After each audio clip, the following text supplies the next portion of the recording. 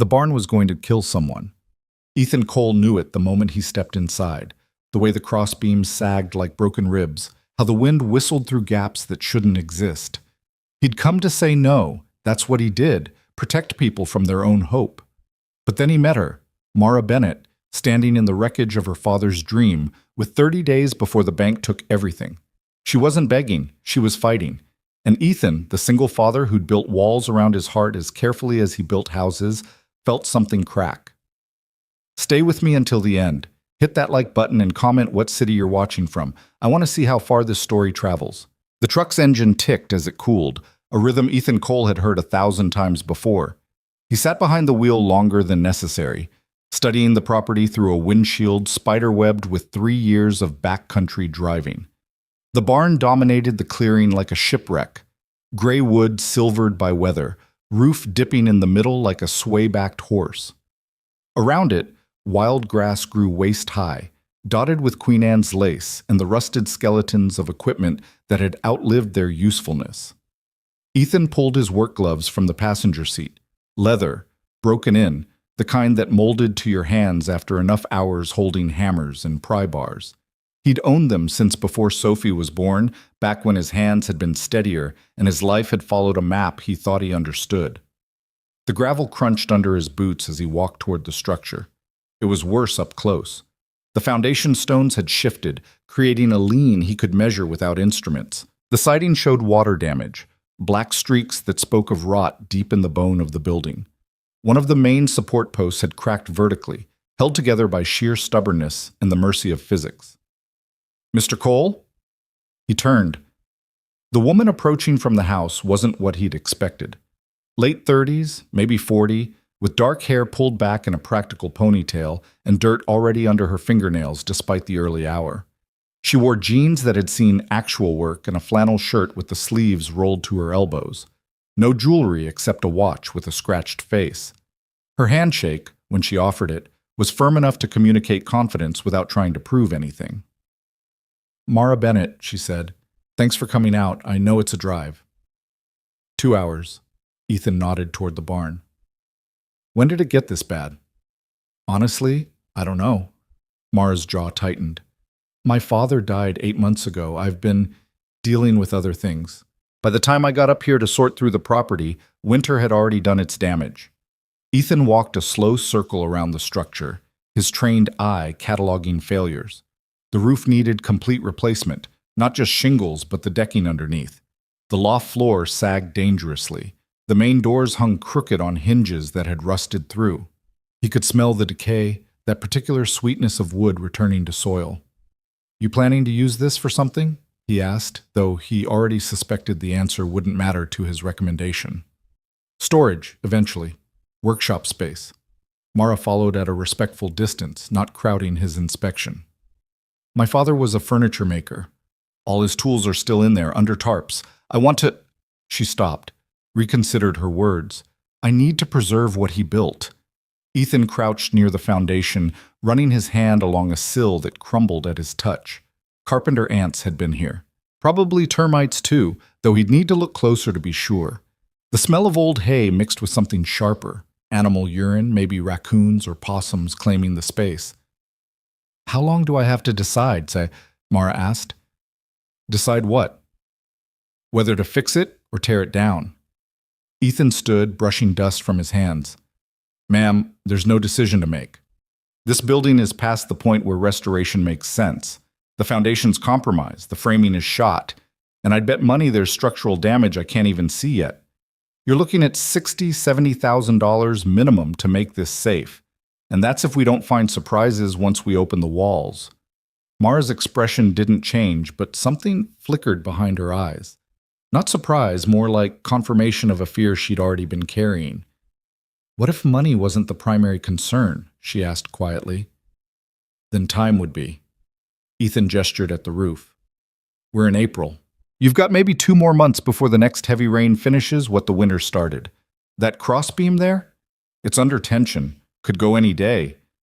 If someone's inside when it fails—" He didn't finish the sentence, didn't need to. 30 days, Mara said. "I'm sorry?" "I have 30 days before the bank forecloses on the property." She met his eyes directly, and Ethan saw no shame there, just exhausted determination. My father mortgaged this land to buy equipment for the business. When he got sick, the payment stopped. I've been trying to negotiate with them, but they want the land. Apparently some developer's been sniffing around about building vacation cabins up here. Ethan looked past her at the mountain vista stretching beyond the clearing. Prime location, he had to admit. Privacy, views, close enough to town for weekenders, but remote enough to feel like escape. The deed has a clause, Mara continued. If I can prove the property is being actively improved, that there's economic value beyond just the land, I can force a refinancing negotiation. But I need documentation, permits, inspections, the whole process. In 30 days, Ethan shook his head. Even if we could make the timeline, which I doubt, the inspection would fail. They'd condemn the structure. What if we do it right? Ma'am. Mara. Mara, Ethan amended. Doing it right is exactly why it can't be done in 30 days. You're talking about foundation work, new framing, roof replacement, bringing everything up to current code. That's a 4-month job with a full crew. I work alone. Then teach me. The words hung in the morning air between them. A crow called from somewhere in the trees, and Ethan heard the distant sound of water, creek or runoff, hard to tell. You have construction experience? He asked, though he suspected the answer. I'm a project manager for a tech company in Denver. I know schedules, logistics, problem solving. Mara's chin lifted slightly. I can follow instructions. I'm not afraid of hard work, and I'm not asking you to lie on any inspections or cut corners. I'm asking you to help me try. Ethan had heard variations of this conversation before. People who watched home renovation shows and thought sweat equity could overcome structural realities. People who confused determination with competence. He'd learned to recognize the difference between someone who wanted to save a building and someone who knew how. But there was something in the way Mara stood, feet planted, shoulders square despite obvious exhaustion, that reminded him of someone. It took him a moment to place it, and when he did, the recognition was uncomfortable. She reminded him of himself 3 years ago, standing in a different kind of wreckage. Let me show you something, Mara said. She walked toward the barn's main entrance, and after a moment, Ethan followed. Inside, the damage looked worse. Daylight streamed through holes in the roof, creating shafts of dusty illumination that only emphasized the darkness elsewhere. The loft floor had partially collapsed, sending broken boards onto the main level below. But Mara navigated the space with confidence, stepping over debris until she reached a tarp-covered shape against the far wall. She pulled the canvas back to reveal a workbench, massive, handcrafted, the kind of furniture that took months to build. The joinery was immaculate, each dovetail perfect, the wood aged to a deep honey color that spoke of decades of use. Tools hung on a pegboard above it, organized with the precision of someone who knew exactly where everything belonged. My father built this when he was 23, Mara said softly. Before he had a real shop, before he made his name. He told me once that this bench taught him everything he needed to know about patience and precision. That if you build this foundation right, everything else follows. Ethan ran his hand along the bench's surface, smooth as glass, not a splinter anywhere. The vise still worked, the drawers still slid true, despite the humidity and neglect. Quality like this didn't happen by accident. He left debt, Mara continued, but he also left this. And I know, her voice caught slightly. I know it's just a building. I know it makes more financial sense to walk away, let the bank have it, start over somewhere else. But this barn? It's the last thing he built with his own hands. He was going to retire here, spend his days making furniture just for the joy of it. And I wasn't here when he needed me. I was in Denver, climbing corporate ladders and missing phone calls. She turned to face Ethan directly. So no, this isn't logical. And yes, it's probably impossible. But I'm asking anyway because I can't live with myself if I don't try. I'm asking you to help me build something worth saving. Ethan looked up at the damaged roof, at the light streaming through gaps that would let in rain and snow and time itself. He thought about Sophie, waiting for him at his sister's house in town, about the 3 other jobs he'd turned down this month because they felt wrong, because the clients wanted cosmetic fixes over structural integrity, about the careful, limited life he'd constructed for himself after Emma left, a life built on routine and control and never, ever taking risks that involved other people's hope. I charge $80 an hour, he heard himself say. Materials are separate. I don't work Sundays. That's my daughter's day. And if at any point I determine this project is unsafe or can't meet code, we stop. No arguments. Mara's eyes widened slightly. You're saying yes? I'm saying I'll assess it properly, bring in an engineer if needed. If, and this is a big if, we can develop a plan that's both safe and possible, then we can talk about moving forward. Ethan pulled a small notebook from his pocket, the kind contractors carried for quick measurements. But you need to understand what you're committing to. 30 days means 12, 14-hour days, every day, rain or shine. It means blisters and exhaustion and no guarantee of success. I understand. Do you? Ethan met her gaze. Because most people think they do, right up until day 3 when their whole body hurts and they realize we're not even 10% finished. Mr. Cole, Ethan, Mara almost smiled. Ethan, I buried my father without saying goodbye. I cleaned out his apartment and sold his car and divided his tools among his apprentices. I've spent 8 months drowning in paperwork and debt and guilt. Blisters don't scare me. They stood in the damaged barn with morning light falling around them, and Ethan felt the familiar weight of responsibility settling onto his shoulders. The weight he'd sworn not to carry for anyone except Sophie. The weight that came from caring whether something succeeded or failed. I'll need access to the property deed, he said, his voice shifting into the practical tone he used to maintain distance. Original building plans, if they exist. Contact information for your bank officer. And we'll need to file for permits today if we want any chance of getting inspections scheduled in time. Mara nodded, already pulling out her phone to take notes. One more thing, Ethan added. Why me? You could have called any contractor in the county. Some of them would have taken your money and done half the work I'm describing. I called 6 contractors, Mara said. 3 didn't return my calls. 2 came out, looked around for 5 minutes, and said it was hopeless. The 6th offered to knock it down for free and buy the timber. And the 7th? The 7th was you. Mara's expression was serious. Your website doesn't have testimonials or fancy photos. Just a sentence, built right or not at all. That's what I need. Someone who won't lie to me about what's possible. Ethan felt something shift in his chest, a sensation he'd almost forgotten. The quiet satisfaction of being understood correctly. I'll be back tomorrow morning at 6, he said. Bring work gloves and boots with ankle support. We're going to start by tearing out everything that can't be saved. Everything? Most of it. Ethan gestured around the barn. Sometimes you have to destroy something to discover what's worth keeping. The drive back to town gave Ethan too much time to think. The mountain road unwound in switchbacks, and his truck knew the path well enough that his hands could move automatically while his mind wandered into territory he'd marked off limits. He thought about the workbench, about craftsmanship that outlasted the craftsman, about fathers and daughters and the things left unfinished between them. Sophie was waiting on his sister's porch when he pulled up, still in her school uniform despite it being Saturday. 7 years old and already learning to read his moods through the windshield.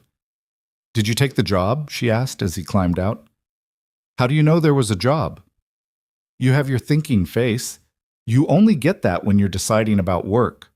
Sophie fell into step beside him, her small hand finding his automatically. Also, Aunt Marie says you've been turning down jobs for 3 weeks, which means you're being picky again. Ethan glanced at his sister, who stood in the doorway with her arms crossed and an I told you so expression. It's a barn restoration, he told Sophie. Up in the mountains. 30-day deadline. That's impossible, Sophie said matter-of-factly. Probably. Are you going to try anyway?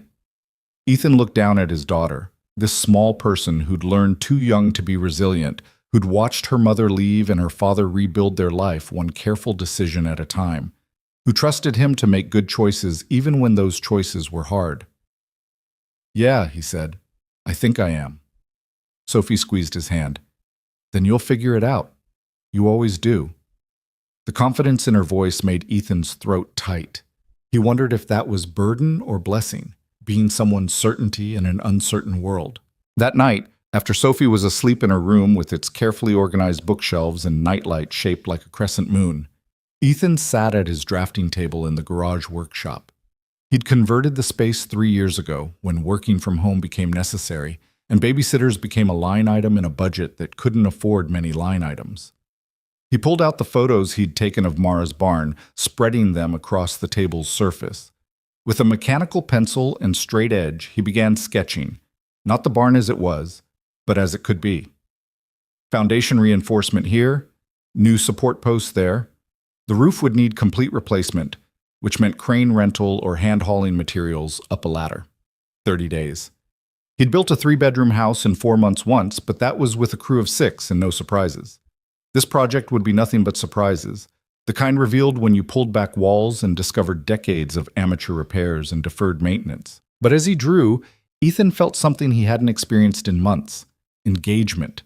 The particular focus that came from solving a puzzle that mattered. Not just another cookie-cutter renovation or insurance repair, but something that required him to think, to adapt, to remember why he'd learned this trade in the first place. His phone buzzed. A text from an unknown number. "This is Mara. Found the original building plans. Also contacted county office. Permits can be filed Monday. Thank you for saying yes." Ethan stared at the message for a long moment. Through the garage window, he could see the kitchen light still on, Sophie's backpack hanging on its designated hook, the careful order of a life built around preventing chaos. He typed back, 6 a.m. Don't be late. Her response came immediately. I won't. Ethan set the phone down and returned to his sketches. Outside, the April night was cool and clear, full of the kind of silence that made it easy to think. He worked until past midnight, filling pages with calculations and load-bearing estimates and contingency plans. It was only later, lying in bed with exhaustion pulling at his edges, that he allowed himself to acknowledge the truth he'd been avoiding since the moment Mara pulled back that tarp. He wasn't taking this job because the barn deserved to be saved. He was taking it because he recognized the look in Mara Bennett's eyes. The look of someone trying to build something good from the wreckage of something broken. The look of someone fighting alone, with too much at stake and not enough time. The look he saw in his own mirror every morning.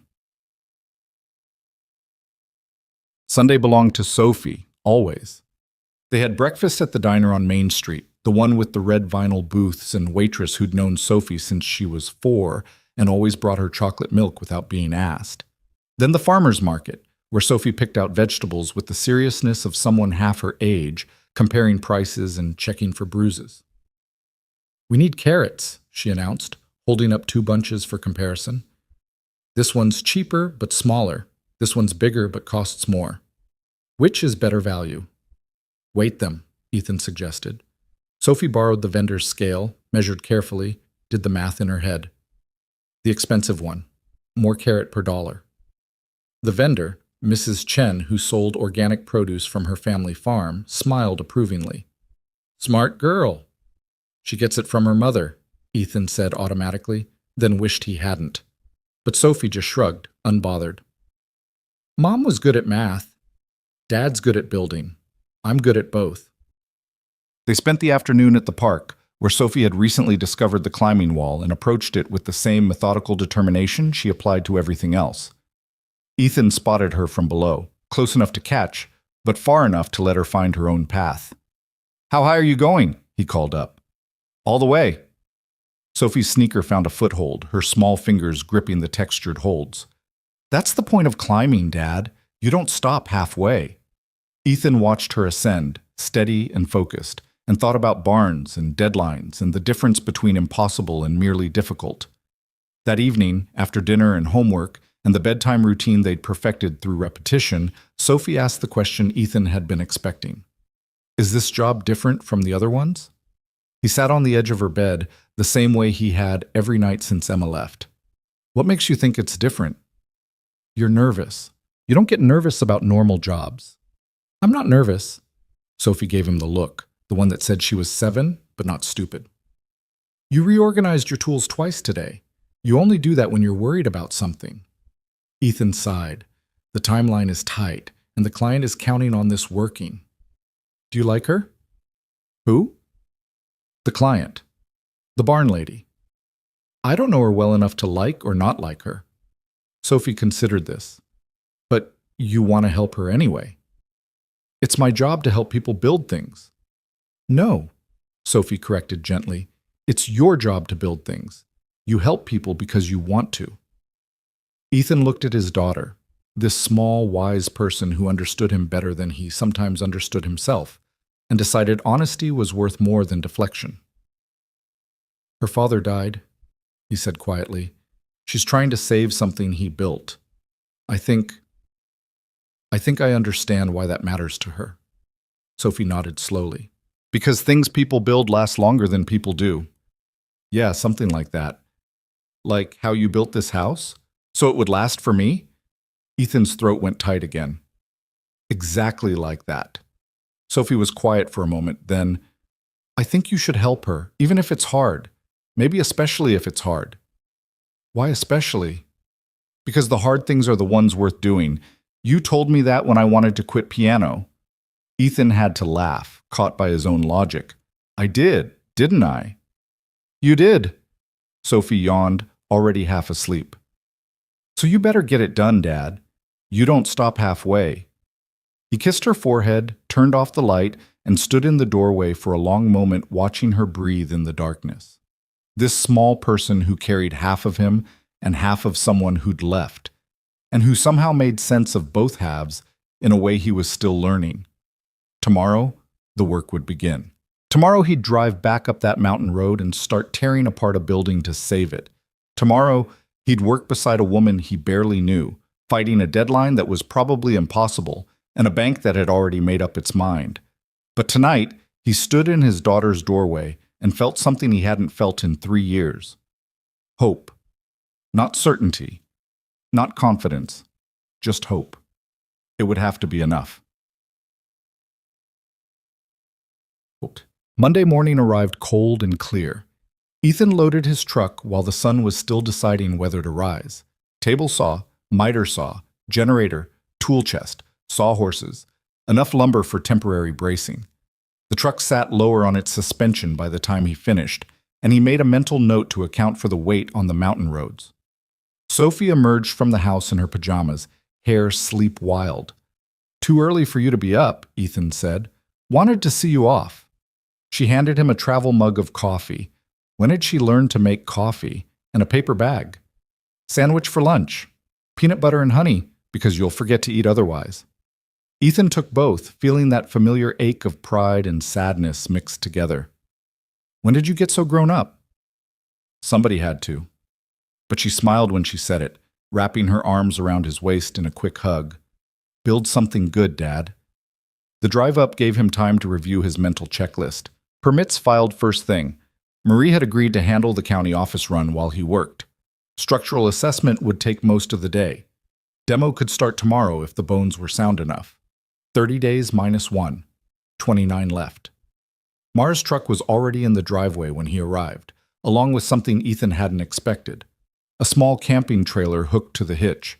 She emerged from the barn as he parked, wearing work clothes that looked new but practical. Morning. You're living on site? Ethan nodded toward the trailer. Seemed more efficient than driving 3 hours round trip every day. Mara handed him a cup of coffee from a thermos. Black, right? I guessed. You guessed right. Ethan accepted it, surprised by the gesture. You didn't have to. I know, but we're going to be spending a lot of hours together. Figured we might as well start with caffeine. They stood in the morning cold, steam rising from their cups, and studied the barn like generals planning a siege. So, Mara said eventually, where do we start? Ethan set down his coffee and pulled on his work gloves, the familiar leather conforming to his hands like memory. We start, he said, by finding out what's still worth saving. He walked toward the barn and Mara fell into step beside him, and the work began. Inside, with morning light slanting through the damaged roof, Ethan moved methodically through the space with a flashlight and measuring tape. He knocked on support posts, listening for hollowness. He prodded siding, checking for soft spots. He climbed a ladder to examine the loft structure, testing each board before trusting it with his weight. Mara followed quietly, taking photos on her phone when he pointed out specific damage. asking questions that showed she was actually listening. This beam here, Ethan indicated a massive timber running the length of the barn, is hand-hewn. Pre-1900 probably. See the adze marks? Mara leaned closer. Can we save it? Have to. Ethan ran his hand along the scarred wood. They don't make them like this anymore. It's holding most of the roof load. We reinforce it, sister, on new supports, but we don't replace it. Because it's historic? Because it's better than anything I could buy. Ethan moved to the next post. Your father knew what he was doing when he chose this building. The foundation's damaged, the roof's shot, but the core structure? It's solid. Built by someone who understood wood. My grandfather, Mara said. He built this in 1957. Took him 2 years, working weekends and evenings. My dad used to tell me stories about helping him. He was only 10, but he'd carry boards and hand up nails. Ethan absorbed this information silently. 3 generations, this barn. 3 generations of men who'd worked with their hands, who'd understood that quality took time. No pressure, he thought wryly. By noon, he had a complete assessment. The foundation needed 12 new piers. The roof required full replacement, decking, rafters, shingles, flashing. 4 support posts needed replacement or sistering. The loft floor was a loss, had to come out completely. Siding could be salvaged in places, replaced in others. He spread his sketches on the workbench, Mara's father's workbench, and walked her through it. Realistically, he said, this is a 3-month project with a crew. We're 2 people with 1 month. So we have to be strategic. We don't restore everything. We stabilize what's critical and make it code compliant. What does that mean practically? Ethan pulled out a red pen, began marking priorities. Foundation first. Can't build on a weak base. That's week 1. Framing and supports week 2. Roof week 3. Final week is finishing work, siding, doors, whatever's needed to pass inspection. And if we run into problems, we will run into problems. Ethan met her eyes. That's not pessimism, that's construction. Old buildings hide secrets. We plan for delays, build in buffer time, stay flexible. Mara studied the sketches, her finger tracing the red marks. My project management training says this timeline is insane. It is. But you think we can do it? Ethan hesitated. Honesty warred with pragmatism. I think if we work 12-hour days, don't lose any time to weather or equipment failure, and don't hit major structural surprises, we have a chance, not a guarantee. A chance. I'll take it. Mara extended her hand. Partners? Ethan looked at her hand, thinking about all the ways this could fail. About banks and deadlines and the weight of other people's hope. About his daughter waiting at home, trusting him to make good decisions. Then he thought about that workbench built with patience and precision, about foundations that lasted. He shook her hand. Partners. The word felt strange in his mouth. He'd worked alone for 3 years, preferring the simplicity of solo projects, the clarity of being responsible only for his own work. But as Mara's grip matched his, firm, committed, unafraid, Ethan felt something shift. Not quite trust yet. Not quite friendship, but possibility. And for now, in the wreckage of this barn with 29 days on the clock, possibility was enough. The first sledgehammer swing echoed across the mountain like a declaration of war. Ethan brought it down on the rotted section of loft floor, and the wood surrendered with a crack that sent dust spiraling through the morning light. Mara stood below, ready with the wheelbarrow, her leather gloves already dark with sweat despite the cool temperature. That's the easy part, Ethan called down. Gravity does half the work on demo. And the hard part? Making sure we don't bring down anything we want to keep. He studied the beam above his head, calculating angles and stress points. Hand me that pry bar? They fell into a rhythm quickly, Ethan working high, Mara clearing debris below. He'd expected her to slow him down, to need constant instruction or reassurance.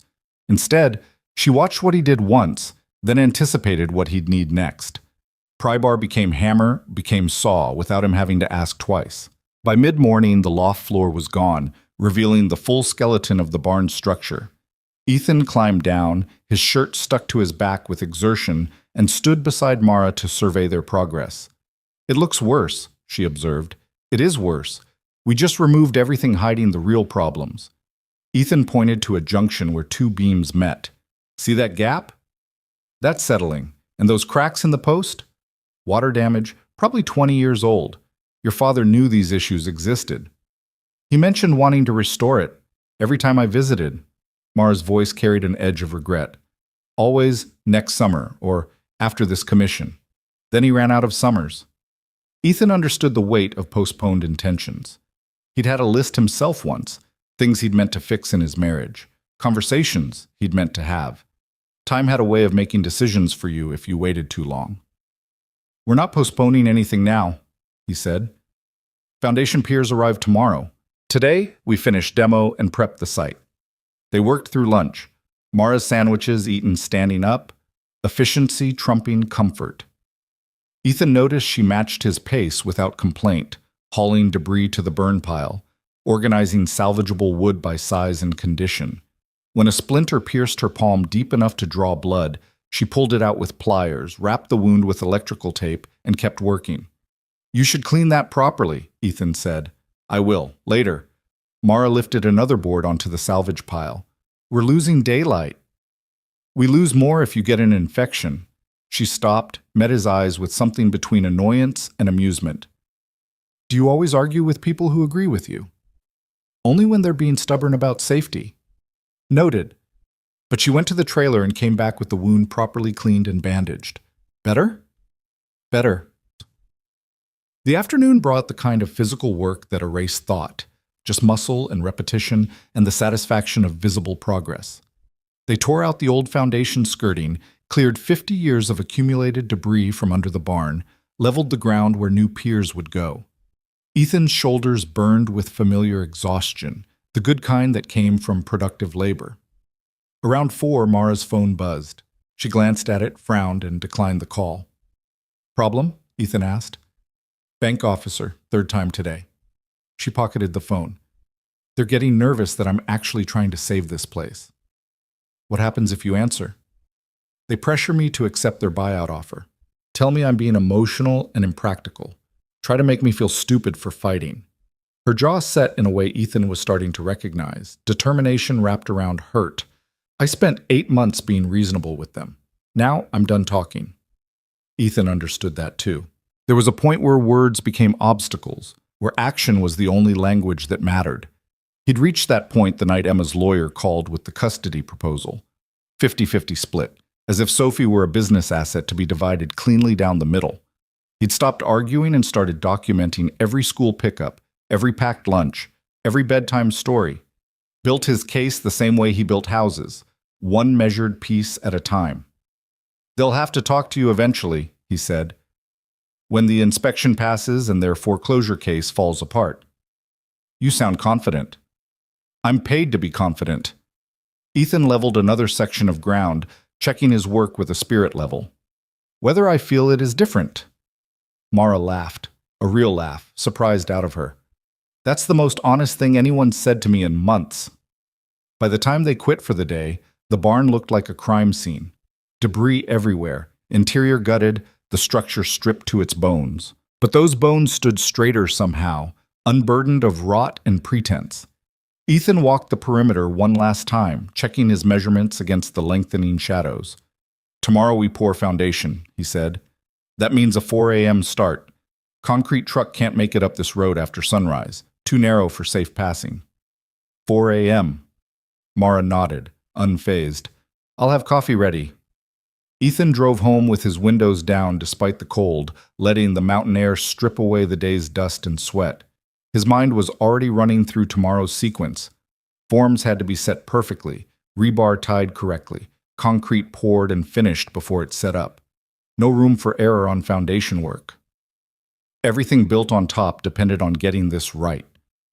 Sophie was at the kitchen table when he arrived, homework spread around her like evidence of serious study. She looked up, assessed his exhaustion with one glance, and announced, Aunt Marie left lasagna. I already set the table. When did you become the parent? When you became the one coming home tired. She closed her math book. How was day 1? Productive. Ethan washed his hands at the sink, scrubbing concrete dust from under his nails. We cleared the loft, prepped for foundation work. Made good progress. Is she nice, the barn lady? Ethan considered the question while he dried his hands. Nice seemed insufficient to describe Mara, the quiet competence, the way she worked through pain, the determination that burned steady instead of bright. She's committed, and she doesn't quit. Like you, Sophie observed. Maybe. They ate dinner with the easy silence of people who didn't need to fill every moment with conversation.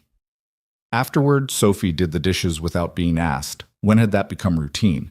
While Ethan reviewed his notes for tomorrow. 4 a.m. meant 3 hours of sleep if he was lucky. Worth it, though. Foundation couldn't wait. He was getting ready for bed when his phone buzzed. Mara again. Found my father's original building journal. Has notes about every repair he made, every modification. Thought you might want to see it before we start foundation work. Ethan stared at the message. A building journal was gold for restoration work. A map of everything the structure had endured, every weakness already discovered and addressed. Or not addressed, which was equally important information. He typed back, "Bring it tomorrow. Might save us from expensive surprises." Her response came immediately. "See you at 4. Sleep well." Fat chance of that, Ethan thought. But he lay in bed with his alarm set for 3:30, and when sleep came, it was deep and dreamless. The sleep of someone whose body had been used the way it was meant to be used. The alarm felt brutal when it sounded. Ethan dressed in the dark, left a note for Sophie, and drove up the mountain with his headlights cutting tunnels through the pre-dawn fog. The construction site looked different at this hour, otherworldly, the barn skeleton emerging from mist like something remembered rather than real. Mara's trailer showed light. When he knocked, she opened the door already dressed, coffee brewing behind her. "Punctual," she said. "Foundation waits for no one." Ethan accepted the mug she offered. "You have that journal?" She handed him a leather-bound notebook, pages yellowed and filled with precise handwriting. Ethan flipped through it by flashlight. Dates, measurements, observations written with the care of someone who understood that details mattered. A crack in the north post, noted and monitored across 3 years. A leak in the southwest corner, traced to a damaged flashing and repaired. The settling of the foundation, measured annually, pronounced stable in the final entry. "Your father was meticulous," Ethan said. "Furniture maker's habit. Measure everything twice, trust nothing to memory." Mara poured her own coffee. "Does it help?" "Immensely.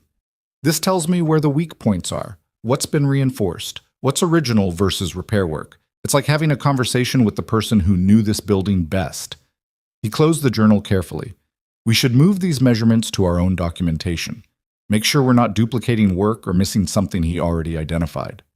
They spent the next hour transferring information by lantern light, Ethan sketching while Mara read entries aloud. It felt strangely intimate, this sharing of her father's careful observations, the picture that emerged of a man who loved this structure enough to document its every flaw and virtue. The concrete truck arrived at 5, headlights announcing its labored approach up the narrow road. Ethan and Mara had the forms ready, rebar tied, everything measured and checked 3 times. The driver, a man named Carlos, who Ethan had worked with before, backed his truck into position with practiced precision. "Foundation work at dawn," Carlos observed. "Either you're very dedicated or very crazy." "Both," Ethan said. "We've got a deadline." They poured 6 piers before sunrise, working with focused intensity. Ethan directed the concrete flow while Mara vibrated out air bubbles, both of them covered in gray spray within minutes. The work demanded total attention. Concrete didn't forgive mistakes, didn't offer second chances. You got it right the first time or lived with failure forever. By the time the truck pulled away, morning had broken clear and cold across the mountain.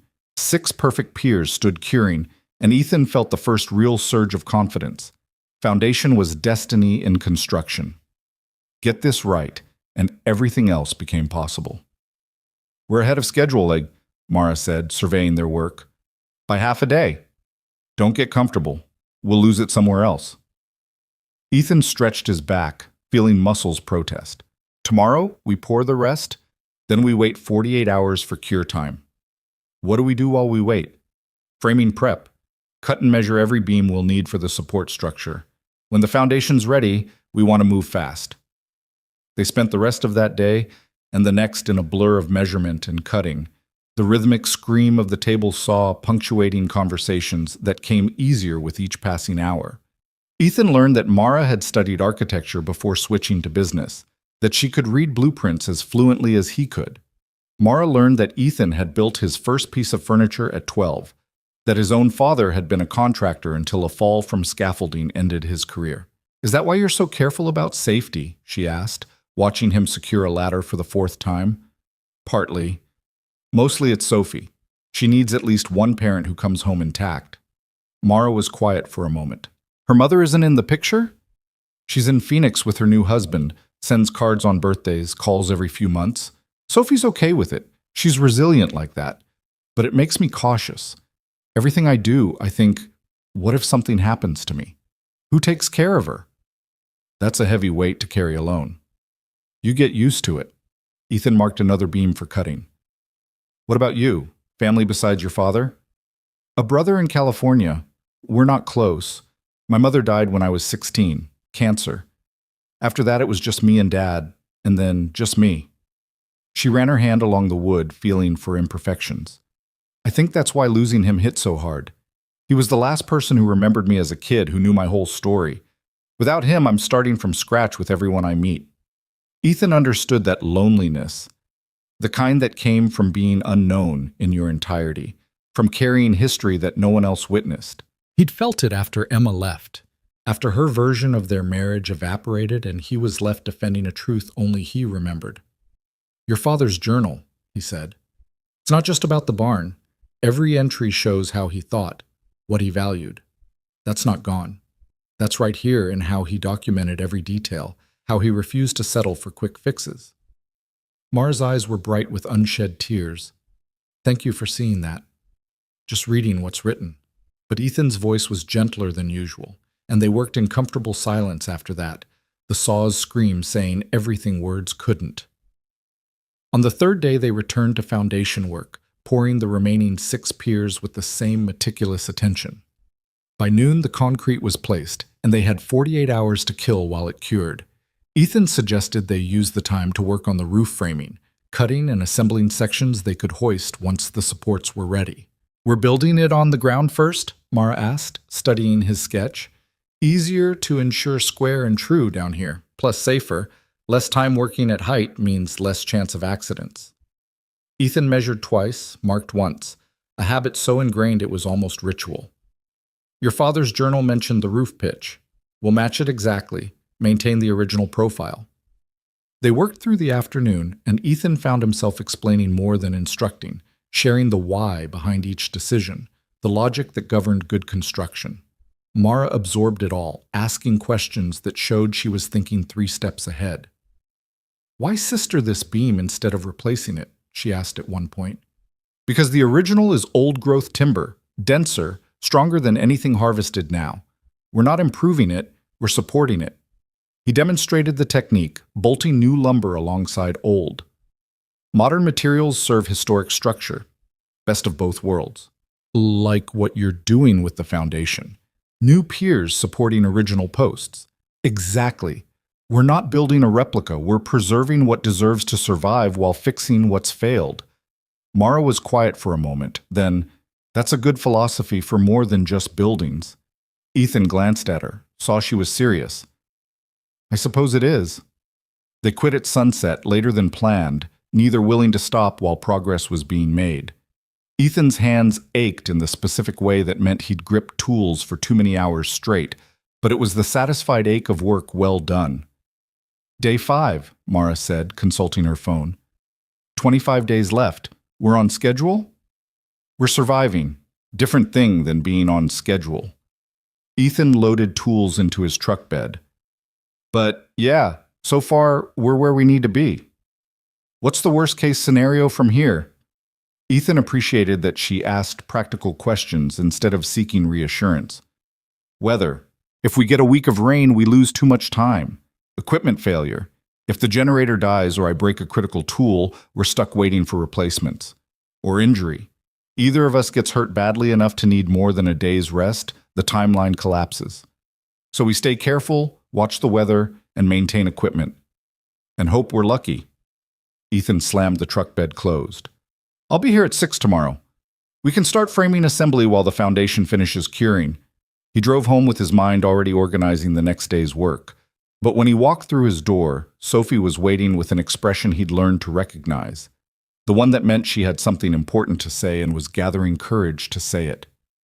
"What's wrong?" he asked immediately. "Nothing's wrong. I just want to talk about something." They sat at the kitchen table and Sophie folded her hands with the seriousness of someone addressing a board meeting. "I think you should invite Mara to dinner," she announced. Ethan blinked. "What?" "The barn lady. You should invite her to eat with us.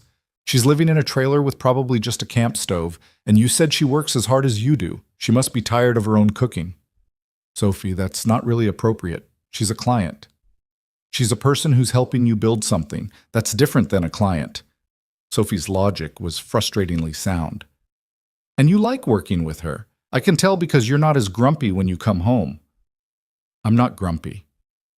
"You're always a little grumpy when you work alone, but this week you've been, I don't know, less alone looking." Ethan stared at his 7-year-old daughter, wondering when she'd developed the ability to read him so accurately. "Even if I wanted to invite her, which I'm not saying I do, it would be weird. We barely know each other." "Then you'd get to know each other." "That's how friendship works, Dad. We're not friends. We're business partners."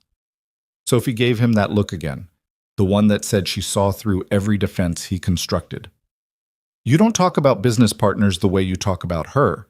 You said she doesn't quit and she's committed. Those are compliments." "They're observations." "They're compliments," Sophie insisted. "And you never compliment anyone unless you respect them. So invite her to dinner. It's just being nice." Ethan realized he was outmatched. His daughter had inherited her mother's debate skills and his own stubborn logic. Dangerous combination. "I'll think about it," he conceded. "That means yes in dad language." Sophie grinned, triumphant. "I'll make my special pasta. It's impressive, but not too fancy." "I said I'd think about it." But Sophie was already planning the menu, and Ethan knew the battle was lost. He went to bed that night wondering how his carefully controlled life kept expanding beyond the boundaries he'd set. First the barn project, now dinner invitations. Next thing he knew, people would expect him to have actual conversations about things besides lumber grades and load calculations. The thought was more terrifying than any structural failure. Day 6 dawned with clouds threatening rain. Ethan checked the weather forecast 3 times before leaving, decided they had until afternoon before the storm hit. He arrived to find Mara already assembling roof sections according to his diagrams, her measurements exact, her cuts clean. "You didn't have to start without me," he said. "Couldn't sleep. Figured I'd be useful instead of anxious." She held up a perfectly mitered joint. "How's this?" "Professional quality. You sure you haven't done this before?" "I told you. I watch and I learn." She set the piece aside, reached for the next board. "My father used to say craftsmanship is just paying attention combined with giving a damn." They worked through the morning assembling roof sections, and Ethan found himself falling into the kind of easy partnership he'd forgotten was possible. Mara anticipated his needs, maintained her own quality standards, asked for help when she needed it without embarrassment. By noon, they had 4 complete sections ready to hoist, and the foundation piers had cured enough to begin support installation. The rain came at 2, hard and sudden. They scrambled to cover materials and equipment, working in downpour that soaked through clothes in seconds. By the time everything was secured, they were both drenched and laughing at the absurdity of it. "Welcome to mountain construction," Ethan said, wringing water from his shirt. "Weather does what it wants." "How much time did we lose?" "Half a day, maybe. We can make it up tomorrow if this clears." He looked at the sky, reading clouds the way some people read books. "Should be done by evening. We'll get an early start, push through." They retreated to her trailer to wait out the worst of it, and Ethan found himself accepting the coffee she offered, sitting at her tiny table while rain drummed overhead. The space was spare but organized, laptop open to spreadsheets, her father's journal carefully protected in a plastic sleeve, a single photo tacked to the wall showing a man with Mara's eyes and a slight smile. "Your father?" Ethan asked, nodding at the picture. "Last year, his workshop in Denver." Mara's voice carried the particular softness of recent grief. "He was already sick then, but still working every day. Said if he stopped building things, he'd have to think about dying, and he wasn't ready for that yet." "Sounds like someone I would have liked." "He would have liked you too." He respected people who took their work seriously, who didn't cut corners. She refilled both their mugs. I keep wondering what he'd think of all this. If he'd be proud I'm fighting for the barn, or disappointed I let it get this bad in the first place. Ethan thought about his own father, about the weight of inherited expectations, and the impossibility of ever knowing if you'd measured up. He documented every flaw in that journal, he said carefully, every crack, every weak point, but he also documented every repair, every fix. He wasn't recording failure, he was recording attention. The fact that someone cared enough to notice and measure and plan to make it better. He met her eyes across the small table. You're doing exactly what he would have done. You're paying attention and giving a damn. Mara's eyes went bright again, and she looked away, composing herself. When she spoke, her voice was steady. Thank you. I needed to hear that. They sat in comfortable silence while the rain eased from deluge to drizzle. Ethan found himself noticing small details. The precise way she organized her workspace, the calluses forming on her hands, the stubborn set of her jaw that reminded him of Sophie's determination. My daughter thinks I should invite you to dinner, he said, surprising himself. Mara looked up. Your daughter? She's 7, scary perceptive, and apparently decided you're working too hard to be eating well. Ethan felt awkward, which was ridiculous. It was just dinner. It's just pasta, nothing fancy, but if you wanted a break from camp food, I'd love to. Mara smiled, genuinely pleased. When? Tomorrow night? Assuming we survive tomorrow's work. We'll survive. We're too stubborn not to. The rain stopped as suddenly as it had started, leaving the world dripping and fresh. They returned to work, and Ethan found his mind wandering to domestic details. What Sophie would cook, whether his house was presentable, if this constituted a boundary being crossed, or just basic human courtesy. He decided it didn't matter. Sophie was right.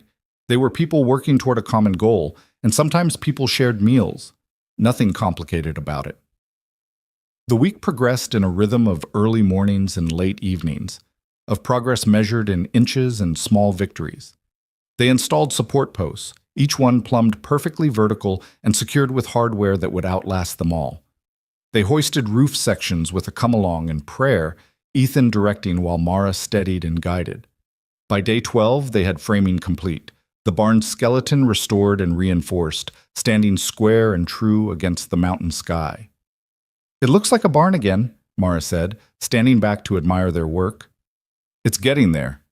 Ethan checked his list. Roof next. That's the big one. 2 weeks to frame, sheath, and shingle before inspection. Can we do it? Ask me when it's done. But privately, Ethan was starting to believe they might actually pull this off. The work was good, better than good. Every joint tight, every measurement verified, nothing left to chance. He'd built dozens of structures in his career, but this one felt different. This one mattered in a way he couldn't quite articulate. Saturday arrived with clear skies and Sophie's excited preparation for their dinner guest. She'd cleaned the house with military precision, prepared pasta sauce from scratch, and changed her outfit 3 times before settling on what she deemed casual but nice. It's just dinner, Ethan reminded her, not a state dinner. First impressions matter, Dad. You taught me that. I taught you that about job interviews, not pasta dinners.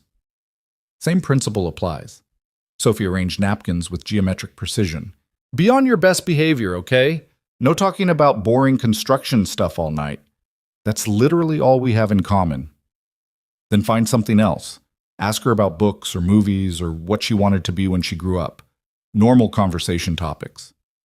Ethan wondered, not for the first time, who was actually the parent in this relationship. Mara arrived at 6:30 with a bottle of wine and visible nervousness that somehow made Ethan relax. She was as uncertain about this as he was.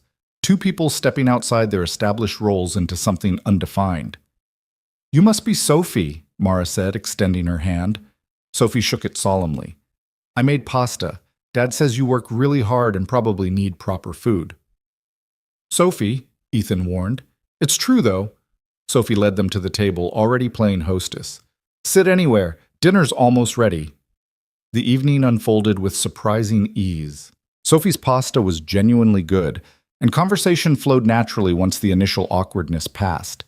Mara asked Sophie about school, about her favorite subjects and friends.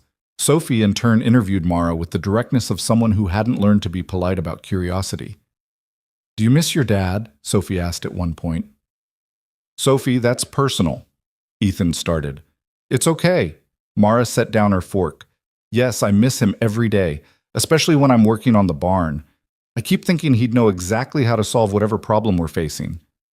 Dad says you're really good at building stuff anyway." "He does?" Mara glanced at Ethan. "I said you learn fast and work hard," Ethan clarified, feeling heat rise in his face. "Which is true." "High praise from Dad," Sophie Stage whispered to Mara. "He doesn't compliment people usually." "Okay, that's enough from the peanut gallery," Ethan said, but he was smiling despite himself. After dinner, Sophie showed Mara her room with its organized bookshelves and handmade furniture, pointing out the pieces Ethan had built. "Your dad made all of this?" Mara ran her hand along a desk's surface, admiring the joinery. "He says working with wood helps him think. When he's worried about something, he builds furniture." Sophie opened a drawer to demonstrate the smooth glide. "These are dovetail joints. They're really hard, but they last forever." "Like the ones in your grandfather's workbench," Mara said, and Sophie beamed at the connection. Later, standing on the porch while Sophie got ready for bed, Mara turned to Ethan with something like wonder in her expression. "She's remarkable," she said. "You're raising an incredible human." "She raises herself mostly. I just try not to mess it up too badly." "You're doing more than that." Mara leaned against the railing, looking out at the darkness beyond the porch light. "The furniture in her room, the way this whole house is organized, it's all built with care, built to last. That's not accident, that's intention." Ethan felt exposed by her observation, seen in a way he usually avoided. "I wanted her to have stability. After her mother left, I wanted everything around her to be solid." "You gave her more than that. You gave her a model for how to move through the world, how to build things that matter, how to show up every day, how to care about quality over convenience." She met his eyes. "That's a rare gift." They stood in the cool evening air, and Ethan felt something shifting between them, partnership deepening into something that might become friendship, might become more. The possibility scared him, but not enough to step back. "We should probably get back to work tomorrow," he said eventually. "Roof won't build itself." 6 a.m.? 5:30. We're behind schedule after the rain delays. Mara laughed. "Of course we are. See you at 5:30. She drove away, and Ethan stood on his porch watching her taillights disappear, feeling the weight of the evening settle around him like a question he wasn't ready to answer. Inside, Sophie was waiting in her pajamas, wearing an expression of barely contained smugness. "Don't say it," Ethan warned. "I'm not saying anything, just that you smiled more tonight than you have in months." "We were being hospitable to a guest." "We were making a new friend," Sophie corrected. "Which is a good thing, Dad. You're allowed to have friends." Ethan kissed her forehead, turned off her light, and retreated to his workshop where the tools and wood didn't ask complicated questions or observe things he wasn't ready to examine. But as he stood at his bench, running through tomorrow's plans, he caught himself thinking about Mara's hands on his daughter's furniture, her appreciation for the care built into every joint. The way she'd seen what he'd been trying to do, build something lasting in a world that felt temporary. Maybe Sophie was right. Maybe friendship was possible. Maybe even necessary. The thought should have terrified him. Instead, it felt like relief. The roof work consumed the next week in a blur of shingles and sweat. Ethan and Mara worked from dawn past dusk, their hands moving in practiced coordination, him nailing while she aligned, switching roles without discussion when fatigue demanded it. The weather held clear and cold, mountain air sharp enough to burn lungs during the climb up and down ladders that grew taller as the work progressed. On day 17, they were laying the final section of decking when Ethan's phone rang. He ignored it the first time, focused on ensuring the plywood sat flush against the rafters. It rang again immediately, the insistence making him pause.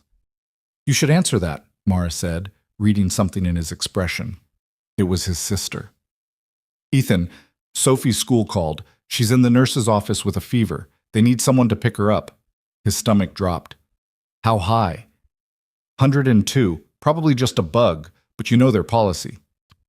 Ethan looked at the roof, at the work still undone, at Mara watching him with concern already forming on her face. The inspection was scheduled for day 28. They had 11 days and at least 10 days of work remaining. Every hour mattered. "I'm on my way," he said. "Go," Mara told him before he could speak. "I'll secure everything up here, make sure nothing blows off overnight. We need to finish the south slope, and we will, tomorrow. Your daughter needs you now." She was already gathering tools, her tone leaving no room for argument. "Family comes first, Ethan. The barn will still be here." He wanted to protest, to explain that falling behind now meant failing entirely, but Sophie's fever pushed aside every other priority. He climbed down the ladder with his chest tight, hating the choice but knowing there was no choice at all. Sophie looked small in the nurse's office, pale and glassy-eyed in a way that made Ethan's protective instincts roar to life. He signed her out, carried her to the truck, despite her weak protests that she could walk, and drove home with one hand on her forehead, checking for changes in temperature. "I'm sorry, Dad," she mumbled. "I know you needed to work today." "Hey, none of that. You don't apologize for being sick." He adjusted the air conditioning, trying to keep her comfortable. "We'll get you home, some medicine in you, and you'll feel better soon." But she didn't feel better soon. The fever spiked to 103 that night, and Ethan found himself doing what he'd done since she was an infant, sitting beside her bed in the dark, cool washcloth on her forehead, monitoring every breath. His mind wanted to drift to the barn, to calculate the hours being lost, but his heart kept him anchored here where he belonged. Mara texted around 8. "How is she?" "Fever. Keeping watch tonight. I finished securing the roof. Everything's weatherproof if it rains. Don't worry about the timeline. Just take care of your girl." Ethan stared at the message, feeling something crack in the careful walls he'd maintained. She understood. Not just intellectually, but in the bone-deep way that came from having carried similar weight. Sophie's fever broke around 3 a.m. He felt it happen, the heat fading from her skin, her breathing deepening into real sleep instead of fevered restlessness. Ethan finally allowed himself to close his eyes, slumping in the chair beside her bed, too exhausted to make it to his own room. He woke to Sophie's hand on his shoulder and daylight streaming through her window. "Dad, you look terrible," she said, her voice hoarse but clearer than last night. "Good morning to you too." He checked her forehead. "Cool. Thank everything." "How do you feel?" "Weak. Hungry. Did you sleep in that chair all night?" "Most of it." Ethan stood, his back screaming protest. "Think you can handle some toast?" She nodded, and he helped her to the kitchen, settling her on the couch with blankets while he made breakfast. His phone showed 7 missed calls from a number he didn't recognize and 1 text from Mara. "County inspector showed up unannounced this morning. Call me when you can." Ethan's blood went cold. Unannounced inspections were never good news. They meant someone was looking for reasons to shut down a project, not help it succeed. He called Mara while the toast was browning, his jaw already tight with anticipation of bad news. "What happened?" "Guy named Gerald Hutchins. Said he was doing routine compliance checks on new permit applications." Mara's voice carried an edge he hadn't heard before, anger wrapped around forced calm. "He spent 2 hours going over everything with a fine-tooth comb, found violations that don't exist, cited codes that don't apply to historic structures, and strongly suggested I'd be better off accepting the bank's offer." "Did he put anything in writing?" "Not yet. Said he'd file his report early next week." She paused. "Ethan, he knew about the foreclosure. Knew specific details I haven't made public. Someone talked to him." Ethan felt the familiar burn of bureaucratic corruption, the kind that made honest work impossible. He'd seen it before. Inspectors on the take, officials pushing private agendas through public channels. It made him furious in a cold, focused way. Did he cite specific violations? Foundation piers too close to the property line, which is garbage because we're 30 feet from the nearest boundary. Inadequate ventilation in the loft space, even though we haven't finished the loft yet. Improper storage of materials, which just means we have lumber stacked outside like every construction site ever. He's building a case to deny final inspection. Ethan's mind was already running through options, none of them good. We need documentation, photos timestamped to prove compliance, copies of the exact codes he's citing, evidence that we're following approved plans. I took photos of everything after he left, and I requested written clarification of every violation he mentioned. Mara's voice hardened. I'm not rolling over for this, Ethan. I've dealt with bullies in boardrooms. This is the same game with a different uniform. Ethan felt something fierce and protective rise in his chest. She was right to fight, but fighting took time they didn't have. We need a strategy, not just for the build, but for the political game around it. Can you come up? I know Sophie's sick, but I'll figure it out. Give me 2 hours. He called his sister, explained the situation, and got Sophie settled at Marie's house with strict instructions to rest and take her medicine. Then he drove up the mountain with his jaw clenched and his mind sorting through every regulation he knew, every loophole that might save them. Mara met him at the barn with a laptop and 3 ring binders full of documentation. They spread it across the workbench, her father's workbench, and began building their defense like generals planning a campaign. The property line issue is easy to disprove, Ethan said, pulling up the survey maps. We have GPS coordinates for every pier. They're all well within setback requirements. The ventilation complaint is premature since the space isn't finished. I can cite the section of code that says final ventilation is verified at final inspection, not during construction.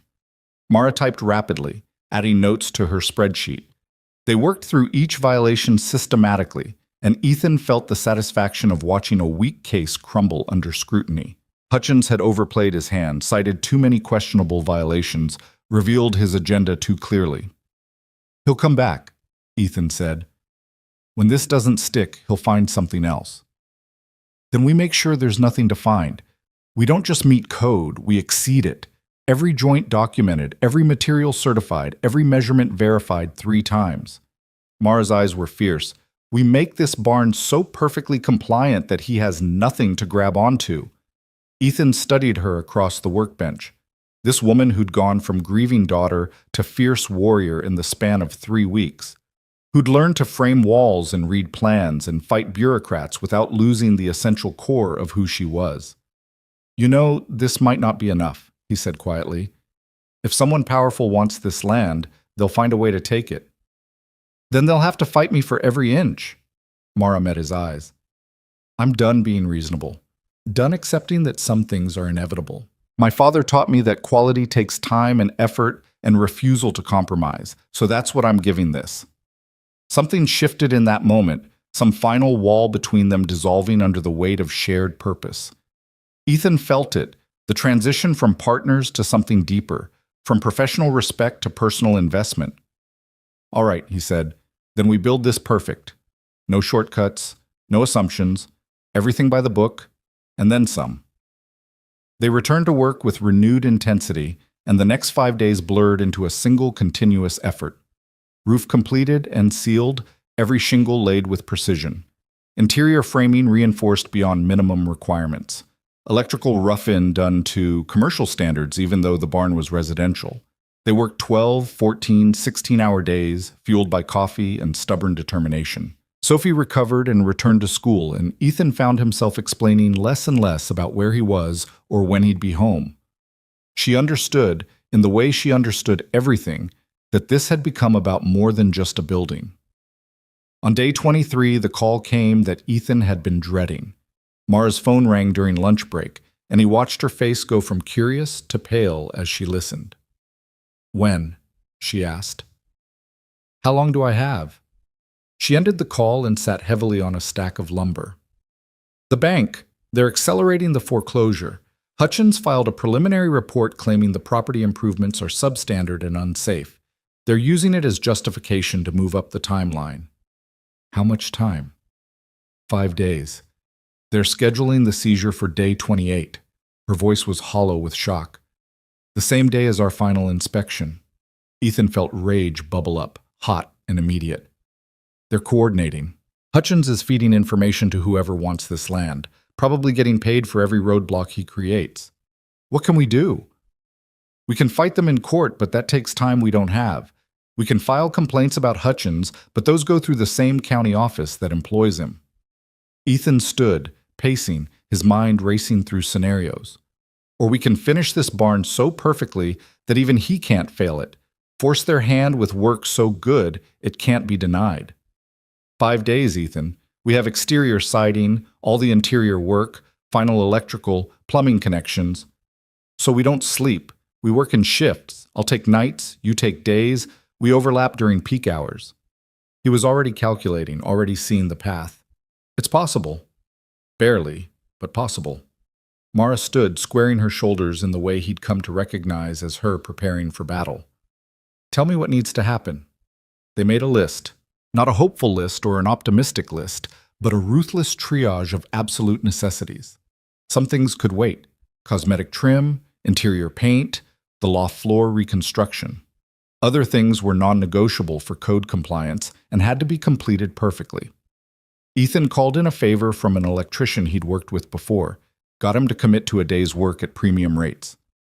Mara contacted a plumber willing to rough in the connections they needed. Between the specialists and their own labor, they had a chance. A slim chance, but still a chance. That night, Ethan worked until 2 a.m. under portable lights, installing siding in the cold dark.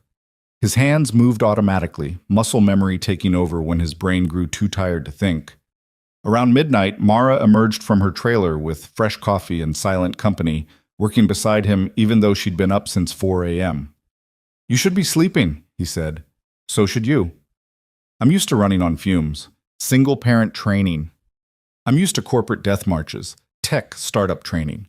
She aligned the next board while he nailed. "We're both stubborn idiots, apparently." Ethan laughed, surprising himself. "Apparently." They worked in comfortable silence, the rhythm of the work soothing despite the exhaustion. Around 1, Mara spoke again, her voice quiet. "Thank you for not giving up on this." "I don't give up on things I start." "It's more than that." She held the next board steady. "You could have walked away a dozen times, said it was impossible, too risky, not worth the fight. You didn't." Ethan considered his response carefully. "I spent 3 years building walls around my life. Safe walls, predictable walls, and I convinced myself that was enough, that safety and routine were the same as living." He drove another nail home. "But working on this barn, working with you, I remembered what it feels like to build something that matters, something worth fighting for." Mara was quiet for a long moment. When she spoke, her voice was rough with emotion. "I'm glad you're here. I couldn't do this alone." "You could," Ethan said honestly. "You're stronger than you think." "Maybe, but I'm glad I don't have to find out." They finished the south wall as the stars wheeled overhead, and Ethan felt something settle in his chest, a sense of rightness that had nothing to do with square corners or level walls. This was what he'd been missing. Not just the work, but the partnership. The shared struggle toward something bigger than either of them alone. Day 24 brought the electrician, a gruff man named Martinez who took one look at the timeline and whistled low. "You're serious about this deadline?" "Dead serious," Ethan confirmed. "All right then. Let's see what we're working with." Martinez moved through the barn with professional efficiency, running wire and installing boxes with the quick competence of someone who'd done this 1,000 times. By evening, he had the rough-in complete and tested, every connection solid and code compliant. "Best I can do in one day," he said, packing his tools. "But it's good work. Should pass inspection without issue." "That's all we need," Ethan said, shaking his hand. "I owe you. Just invite me to the party when you beat these bastards." The plumber came on day 25, roughed in the connections for a future bathroom and utility sink. Not essential for the inspection, but necessary for the building to qualify as improved property. Every element mattered now, every detail a potential weapon in the fight to keep this land. Day 26 found them racing against the clock to finish exterior work. Siding, trim, gutters, downspouts, all the elements that protected the structure and proved it was weather-tight. Mara worked with bleeding hands, her gloves worn through in places, but she never slowed, never complained. Around noon, a car pulled up the driveway. Not a truck or work vehicle, but a sedan. Expensive, out of place on the rural mountain road. Ethan watched it approach with growing tension, his protective instincts firing. A man emerged, mid-50s, wearing a suit that cost more than Ethan made in a month. He surveyed the property with an expression that mixed assessment with entitlement. "Can I help you?" Ethan called down from the roof. James Blackwood. I'm representing a development group interested in this property. The man's smile was professional and cold. I was hoping to speak with Ms. Bennett. Mara climbed down the ladder, and Ethan followed close behind. He didn't like the way Blackwood looked at her, like she was an obstacle to be removed rather than a person to be respected. I'm not interested in selling, Mara said immediately. I understand you're facing some challenges with the county inspection process. These old buildings can be difficult to bring up to code. Blackwood pulled out a business card. My clients are prepared to offer significantly above market value. You could walk away from this stress, take the money, start fresh somewhere else. I said I'm not interested. Ms. Bennett, be reasonable. You're fighting a losing battle against the bank, against time, against an inspection system that's flagged serious safety concerns. His tone sharpened. My clients are patient, but their patience has limits. This offer won't stay on the table indefinitely. Ethan stepped forward, positioning himself slightly between Mara and Blackwood. The lady gave you her answer. Blackwood's eyes flicked to him dismissively. And you are? The contractor ensuring this building passes every inspection with perfect marks. Ethan's voice was level but hard. So unless you have business here, you're trespassing on private property during active construction, safety liability and all that. Something dangerous flickered in Blackwood's expression, anger at being challenged by someone he considered beneath him. You should advise your client about the realities of her situation. I advise my clients about structural integrity and building codes. The rest is her decision. Blackwood turned back to Mara. You have my card. When this falls apart, and it will, call me. We might still be interested, though the offer will be lower after foreclosure. He drove away, and Ethan felt Mara shaking beside him, not with fear, but with fury. He knows, she said. He knows about Hutchins, about the accelerated timeline. This whole thing is coordinated. Probably has been from the start. Ethan watched the sedan disappear down the mountain. Someone wants this land badly enough to corrupt the system to get it. So we make sure they don't get it. Mara's voice turned to steel. We finish this barn and we pass that inspection, and we shove their corruption right back in their faces. They returned to work with renewed ferocity, and the afternoon blurred into evening, evening into night. Somewhere around 10 p.m., Ethan's phone rang. Sophie, calling from Marie's house. Dad, when are you coming home? The question hit him like a physical blow. He'd been so consumed with the barn that he'd barely seen his daughter in 4 days. Soon, sweetheart. We're almost done with a critical section. You always say soon. Her voice was small, and Ethan heard the loneliness underneath. I miss you. I miss you too. I promise, after this weekend, things go back to normal. You promise? I promise. He ended the call feeling torn in half. Part of him needed to be here, finishing this fight. But part of him needed to be with Sophie, being the father she deserved instead of the absent one he was becoming. Mara had stopped working, watching him with understanding. Go home. We have 2 days, and you have a daughter who needs you. We can spare you for 1 night. She gestured at the barn. I can handle detail work. Go be with Sophie. Ethan wanted to argue, but the loneliness in Sophie's voice echoed in his memory. You're sure? I'm sure. Give that remarkable kid a hug from me. He drove home through the dark, arrived to find Sophie still awake despite the late hour. She ran to him, and he caught her up in a hug that felt like coming back to himself. I'm sorry I've been gone so much, he said into her hair. Is the barn almost done? Almost. 2 more days of hard work, then the inspection. Sophie pulled back, studying his face with those 2 perceptive eyes. This is really important to you, isn't it? Yeah, it really is. Because of Mara or because of the barn? Ethan sat down, pulling Sophie onto his lap like he had when she was smaller. Both. The barn is a good project, the kind of work I became a builder to do, but Mara, she's fighting for something that matters to her, and she's doing it the right way, with integrity and determination. That's worth supporting. Do you like her? More than friend-like? The question was direct enough to make Ethan pause. Did he? Somewhere between the first day's refusal and tonight's fierce partnership, had something changed. I don't know, he said honestly. I respect her. I enjoy working with her. Whether that's more than friendship, I haven't had time to figure that out. Sophie nodded seriously. But you could see it maybe being more. Maybe, someday, when we're not racing impossible deadlines and fighting corrupt inspectors. Then you should tell her, after the inspection. You should tell her you want to figure out what this is. Ethan stared at his 7-year-old daughter, wondering how she'd become so wise. When did you learn about relationships? I read a lot. Plus, I pay attention. Sophie yawned, finally showing her exhaustion. You deserve to be happy, Dad. And she makes you happy. I can tell. He carried her to bed, tucked her in, and sat beside her until she slept. Then he sat in his workshop with his drafting table and tools, and tried to examine the truth Sophie had voiced so clearly. He did feel happy. Not the careful, controlled contentment he'd constructed over 3 years, but something messier and more real.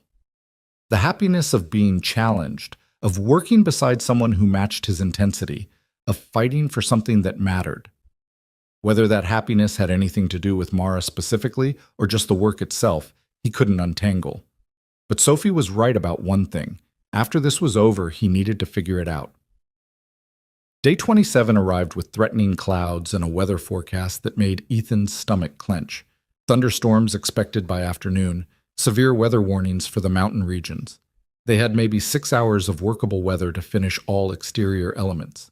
He arrived at the barn before sunrise to find Mara already working, installing the final pieces of trim with hands that moved like machines despite obvious exhaustion.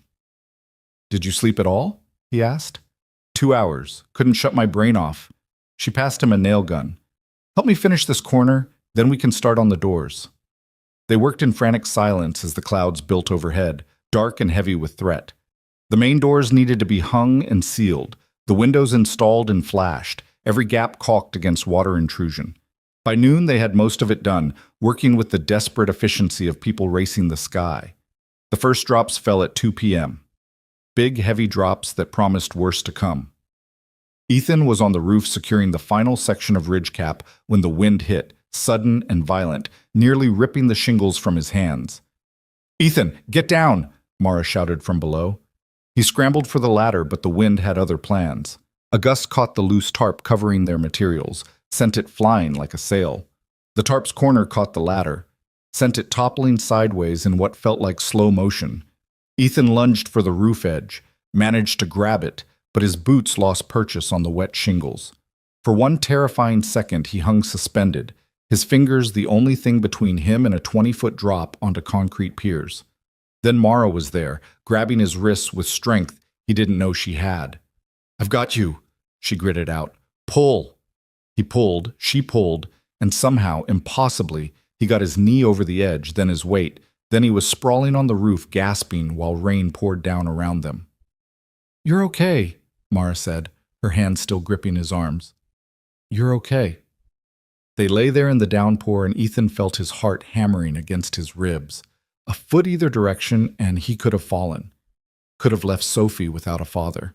Could have ended everything over a piece of metal in bad timing. "We need to get inside," he finally managed. They half slid, half climbed down the roof to a section where the ladder could be repositioned, then scrambled into the barn's shelter. Inside they stood dripping and shaking, and the weight of what almost happened settled between them. "Thank you," Ethan said. "You saved my life." "You would have done the same." But Mara's voice shook. "Don't do that again. Don't scare me like that." He looked at her, really looked, and saw fear giving way to something else. Something that had been building between them for weeks, hidden under work and deadline and the safety of shared purpose. "Mara." The storm intensified, thunder cracking so close it rattled the barn's new windows. Rain came in sheets, testing every seal they'd made, every joint they'd caulked. They stood in the shelter they'd built together and watched nature try to tear it apart. But the barn held. Every beam stayed true. Every connection stayed solid. The roof didn't leak. The windows didn't fail. The structure stood firm against the assault, proof that their work had been good enough. When the worst of it passed, they did a damage assessment. A few shingles had lifted, needed to be resecured. Some caulk had washed away, needed to be replaced. But structurally, everything had survived. "We did it," Mara said quietly. "We actually built something that holds." Ethan thought about all the ways that statement was true. The barn, yes, but also something else. A partnership that had been tested and hadn't broken. A connection built on shared struggle and mutual respect, and the kind of trust that came from working side by side against impossible odds. Tomorrow was day 28. Tomorrow Hutchins would come with his clipboard and his agenda, looking for any excuse to fail them. Tomorrow the bank would be ready to foreclose, to take this land and sell it to developers who'd tear down what they'd built. But tonight, standing in the barn with rain drumming overhead and Mara's presence beside him, Ethan felt something he'd almost forgotten was possible. He felt ready to fight. They worked through the night repairing storm damage, their headlamps cutting narrow paths through darkness that felt heavier than usual. Every loose shingle had to be found and resecured, every questionable seal tested and reinforced.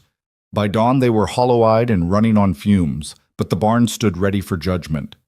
Ethan checked his watch as pale light crept across the mountain. 6 hours until the inspection.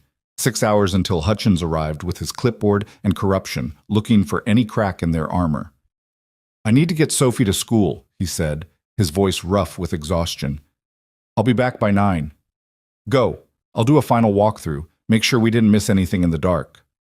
Mara looked as tired as he felt, but her eyes were clear and focused. "We're ready, Ethan. Whatever he throws at us, we're ready." He wanted to believe her, wanted to trust that good work would triumph over bad faith. But he'd seen too many times how the system could be manipulated, how power could twist rules until right and wrong became irrelevant. The drive down the mountain gave him too much time to think about what would happen if they failed, if Hutchins found some technicality or invented some violation they couldn't defend against. Mara would lose the land, lose her father's legacy, lose the battle she'd fought with such fierce determination, and he would have failed her, failed to build something strong enough to withstand the assault. Sophie was waiting on the porch when he pulled up, already dressed and ready, her backpack organized with the precision she'd learned from watching him. "Big day," she said, climbing into the truck. "The biggest." "Are you scared?" Ethan considered lying, offering her the confidence she deserved from her father. But Sophie had always been able to read through his defenses, and honesty felt more respectful. "Yeah, I'm scared we did everything right and it still won't matter." Sophie reached across the console and squeezed his hand. "But you did everything right. That has to count for something. In a fair world, it would. Then make it count anyway. You always tell me that the hard thing and the right thing are usually the same thing. This is both." He looked at his daughter, 7 years old and already understanding truths that took most people decades to learn. "When did you get so smart?" "I have a good teacher." She smiled, and some of his tension eased. "You got this, Dad. I know you do." He dropped her at school with a hug that lasted longer than usual, then drove back up the mountain with his jaw set and his mind clear. Sophie was right. They'd done the work correctly. They'd built something worth defending. Now they just had to make the system acknowledge it. Mara met him at the barn with fresh coffee and a folder thick with documentation. Every permit, every material receipt, every photo showing code compliance. She'd organized it all with the same meticulous attention she brought to everything else. "I called an attorney," she said. "Friend from Denver who specializes in property law. She's on standby in case Hutchins tries anything blatantly illegal." "You think he will?" "I think he's being paid to find problems, and people don't like admitting they wasted someone's money." Mara handed him the coffee. "But we make him work for it. We challenge every citation, demand written justification for every complaint. We don't make it easy." They spent the next 2 hours doing a final inspection of their own, walking through every room with the codebook open, verifying that every element met or exceeded requirements. The foundation was solid, reinforced beyond minimum standards. The framing was square and true, every joint properly connected. The roof was sealed and vented. The electrical was tested and certified. The plumbing was roughed in correctly. It was good work. Better than good. It was the kind of work that would last decades, that would protect and serve and stand against whatever time and weather threw at it. At 11 o'clock exactly, Hutchins arrived. He emerged from his county vehicle wearing an expression that suggested he'd already made up his mind, clipboard in hand like a weapon. A younger man followed him, an assistant or witness, Ethan couldn't tell which. "Mr. Hutchins," Mara said, her voice professionally neutral. "Thank you for coming." "Mrs. Bennett, Mr. Cole." Hutchins barely glanced at them. "Let's get started. I have other inspections this afternoon." He moved through the barn with the focused intensity of someone hunting for prey. Every connection was scrutinized, every measurement questioned. He pulled out a laser level to check the foundation, spent 15 minutes examining the electrical panel, climbed into the loft space to inspect framing joints. Ethan and Mara followed in silence, taking notes when Hutchins pointed out concerns, photographing each area he examined. The assistant recorded everything on a tablet, his stylus moving constantly. "This joist hanger," Hutchins said, pointing to a connection in the roof framing. "It's not properly nailed. I count 3 nails instead of the required 4. Ethan moved closer, examined the hanger carefully. "That's a hurricane clip, not a standard joist hanger. Code requires 3 nails for that model. Here's the manufacturer spec." He pulled out the documentation, showed Hutchins the technical drawing. Hutchins frowned, made a note, moved on. "The stairway to the loft lacks proper railing." "The loft isn't finished living space," Mara countered. "Per code section 312. 4. Storage spaces accessed by ladder or ship stair don't require guardrails until they're converted to occupied space. We have plans to add railing when we complete that phase, but it's not required for this inspection." Another note. Another dissatisfied expression. Hutchins was finding that every criticism had an answer, every question had been anticipated. They moved outside, and Hutchins examined the foundation piers with particular attention. He measured distances, checked for cracks, tested the concrete surface. Ethan could see him searching, desperate for something that would justify his predetermined conclusion. "The pier spacing is irregular," Hutchins finally said.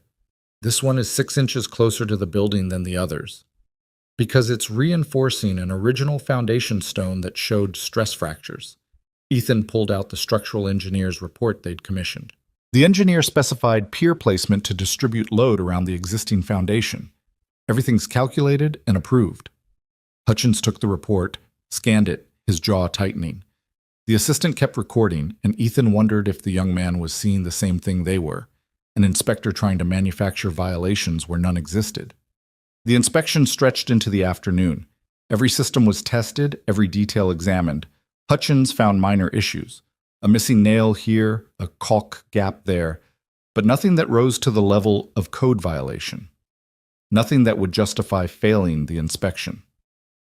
Around 3 o'clock, Hutchins called for a break. He and his assistant retreated to their vehicle, and Ethan watched them through the windshield having what looked like a heated discussion. The assistant was shaking his head, pointing at his tablet. "He's not finding what he needs," Mara said quietly. "We did it, Ethan. We actually did it." "Don't celebrate yet? He's making a phone call." They watched Hutchins pull out his cell, watched his expression go from frustrated to angry to resigned. The call lasted 5 minutes, and when he emerged from the vehicle, something had changed in his demeanor. "I need to examine the electrical panel one more time," he announced. "There's a concern about the grounding system." They returned inside, and Hutchins spent 20 minutes at the panel, testing connections, checking voltage, studying wiring. Ethan stood close enough to observe, and he could see there was nothing wrong. The electrician had done flawless work, every connection perfect, every wire properly sized and routed. Finally, Hutchins stepped back. He looked at Mara and Ethan with something between respect and resentment. "The structure meets current building codes," he said, the words clearly costing him. "I'm approving occupancy for use as workshop and storage space. You'll need a separate permit and inspection if you convert the loft to living quarters." Mara's hand found Ethan's, squeezed hard. "Thank you," she managed. "Don't thank me. Thank your contractor. This is excellent work." Hutchins signed the inspection form, handed Mara a copy. "You should know that my office received several complaints about this project, anonymous complaints citing safety concerns and code violations. Based on my inspection, those complaints were unfounded." "Who filed them?" Ethan asked, though he already knew. Anonymous means anonymous, Mr. Cole, but I'll be noting in my report that the concerns were investigated and found to be without merit. Hutchins glanced at his assistant, who nodded slightly. Sometimes people use the system to advance private agendas. When I find evidence of that, I document it. He walked to his vehicle, and the assistant lingered for a moment. Nice work, the young man said quietly. I've been doing inspections for 2 years, and I've never seen better craftsmanship. Whatever pressure he was under, he couldn't deny quality like this. Then he was gone, leaving Ethan and Mara standing in the barn they'd saved, holding a piece of paper that changed everything. Mara's phone rang almost immediately. The bank officer, his voice cold and clipped. Ms. Bennett, I understand you received occupancy approval. That's correct. The improvements are complete and code compliant. Per the deed clause, I'm formally requesting refinancing negotiation. There was a long pause. My legal team will need to review the inspection report. Of course. I'll have my attorney forward all documentation. Mara's voice was steady, but Ethan could see her hands shaking.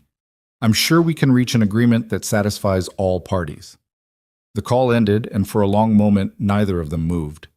Then Mara turned to Ethan, and the emotions she'd been holding back finally broke through. We did it, she whispered. We actually did it.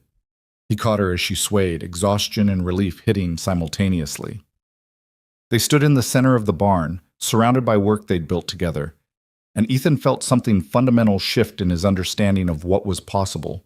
They'd fought the system and won.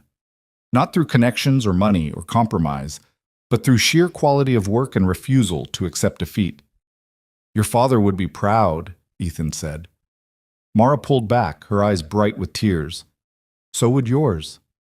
They spent the next hour documenting everything. Photos of the signed inspection form, copies of all paperwork, timestamps proving completion before the foreclosure deadline. Mara's attorney called with congratulations and a strategy for the bank negotiation. The pressure was off, the worst was behind them. Around 5, Ethan realized he needed to pick up Sophie. Needed to bring his daughter home and sleep for about 12 hours straight. I should go, he said reluctantly. I know. Mara walked him to his truck, and the evening light caught her face in a way that made Ethan's breath catch. Thank you doesn't cover it. What you did, what you gave to this project, we did it together. I couldn't have finished without you. Maybe, but you could have walked away a dozen times. You didn't. She reached up, touched his face gently. You stayed, and you fought, and you built something that will outlast both of us. That means everything. Ethan covered her hand with his, feeling the calluses they'd earned together. So what happens now? Now I negotiate with the bank, get the refinancing terms locked down, start phase 2 of the restoration, the loft, the workshop space, all the finishing work we didn't have time for. She smiled. And I was hoping you might be interested in that work, if you're not too tired of this place.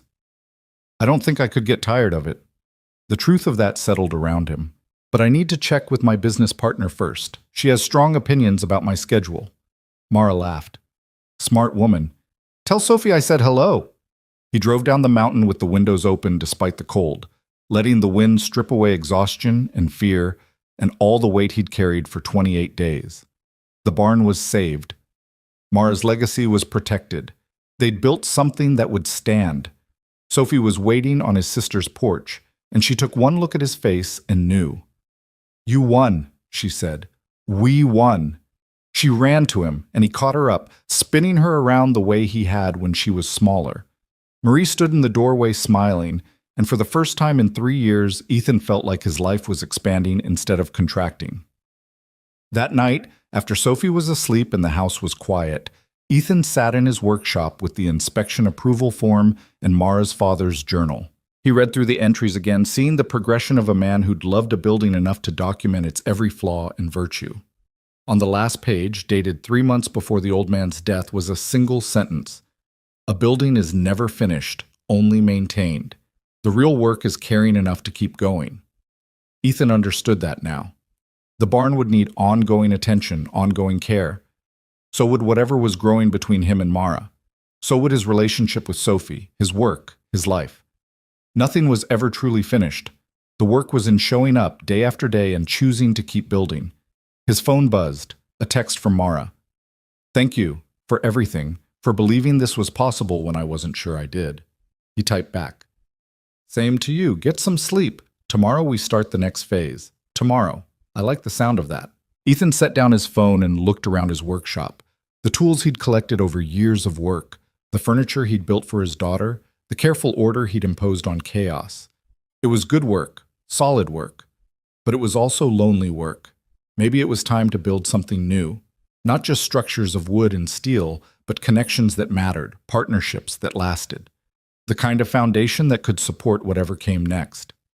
The next morning arrived with clear skies and the particular light that comes after storms have passed.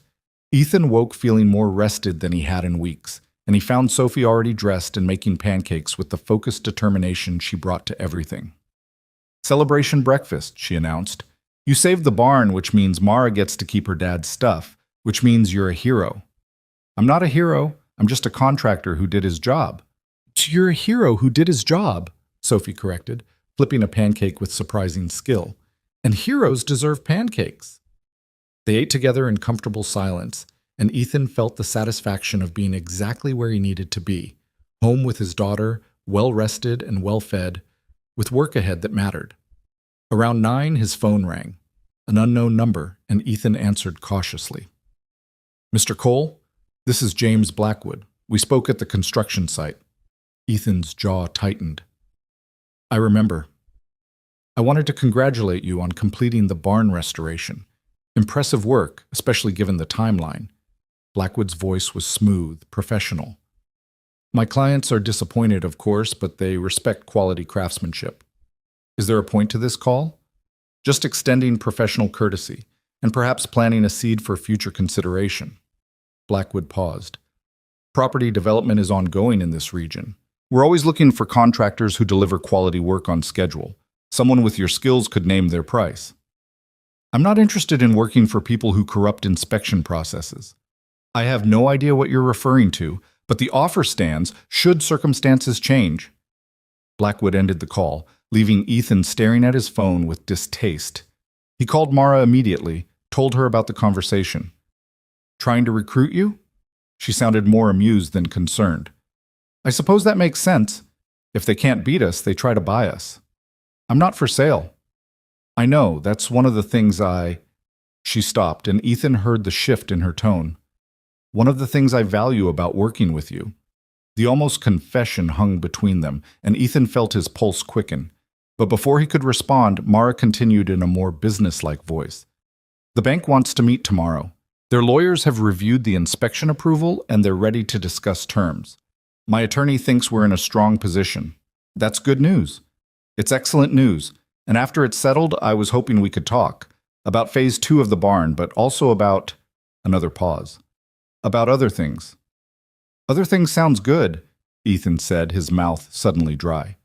"Tomorrow then, after the bank meeting, I'll call you." He spent the rest of the day catching up on neglected tasks. Invoices that needed sending, equipment that needed maintenance, the ordinary business of being a contractor. But his mind kept drifting to tomorrow, to whatever conversation was waiting on the other side of Mara's bank meeting. Sophie noticed his distraction at dinner. "You're thinking about her again," she observed. "I'm thinking about a lot of things. But mostly her." Sophie grinned. "It's okay, Dad. I told you it was okay." "We're just working partners, Sophie." "For now. But you like her, and she likes you. I could tell at dinner." Ethan studied his daughter, this small person who seemed to understand emotional complexity he was still struggling to map. "If something did develop," he said carefully, "how would you feel about that?" Sophie considered the question seriously. "I'd feel happy that you weren't lonely anymore. And I'd feel good that you picked someone who works as hard as you do and cares about doing things right." She reached across the table, patted his hand. "I'd feel like maybe our family could get bigger instead of smaller." The simplicity of her answer made Ethan's throat tight. "You're pretty amazing, you know that." "I learned from the best," she smiled. "Now finish your vegetables. You're always telling me to eat healthy." That night, Ethan lay in bed trying to imagine what tomorrow might bring. Mara's bank meeting could go well or poorly. Their conversation afterward could clarify everything or complicate it further. The future was uncertain, full of variables he couldn't control, but he'd learned something over the past 28 days. Sometimes the best work happened when you stopped trying to control every outcome and just focused on building something solid. One decision at a time, one beam at a time, trusting the foundation to hold. The next day crawled by with agonizing slowness. Ethan tried to focus on paperwork, on planning future projects, but his mind kept circling back to his phone, waiting for Mara's call. It came at 3:30. "How did it go?" he asked immediately. "Better than expected. They're offering refinancing terms I can actually afford. The attorney thinks they're motivated to avoid any appearance of impropriety, especially after Hutchins' report mentioned unfounded complaints." Mara's voice carried relief and exhaustion in equal measure. "I'm keeping the land, Ethan. It's really happening." "That's incredible. Congratulations." "Thank you for everything." She paused.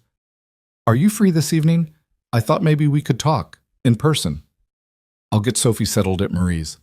Where do you want to meet?" "The barn? It feels right somehow, to talk there."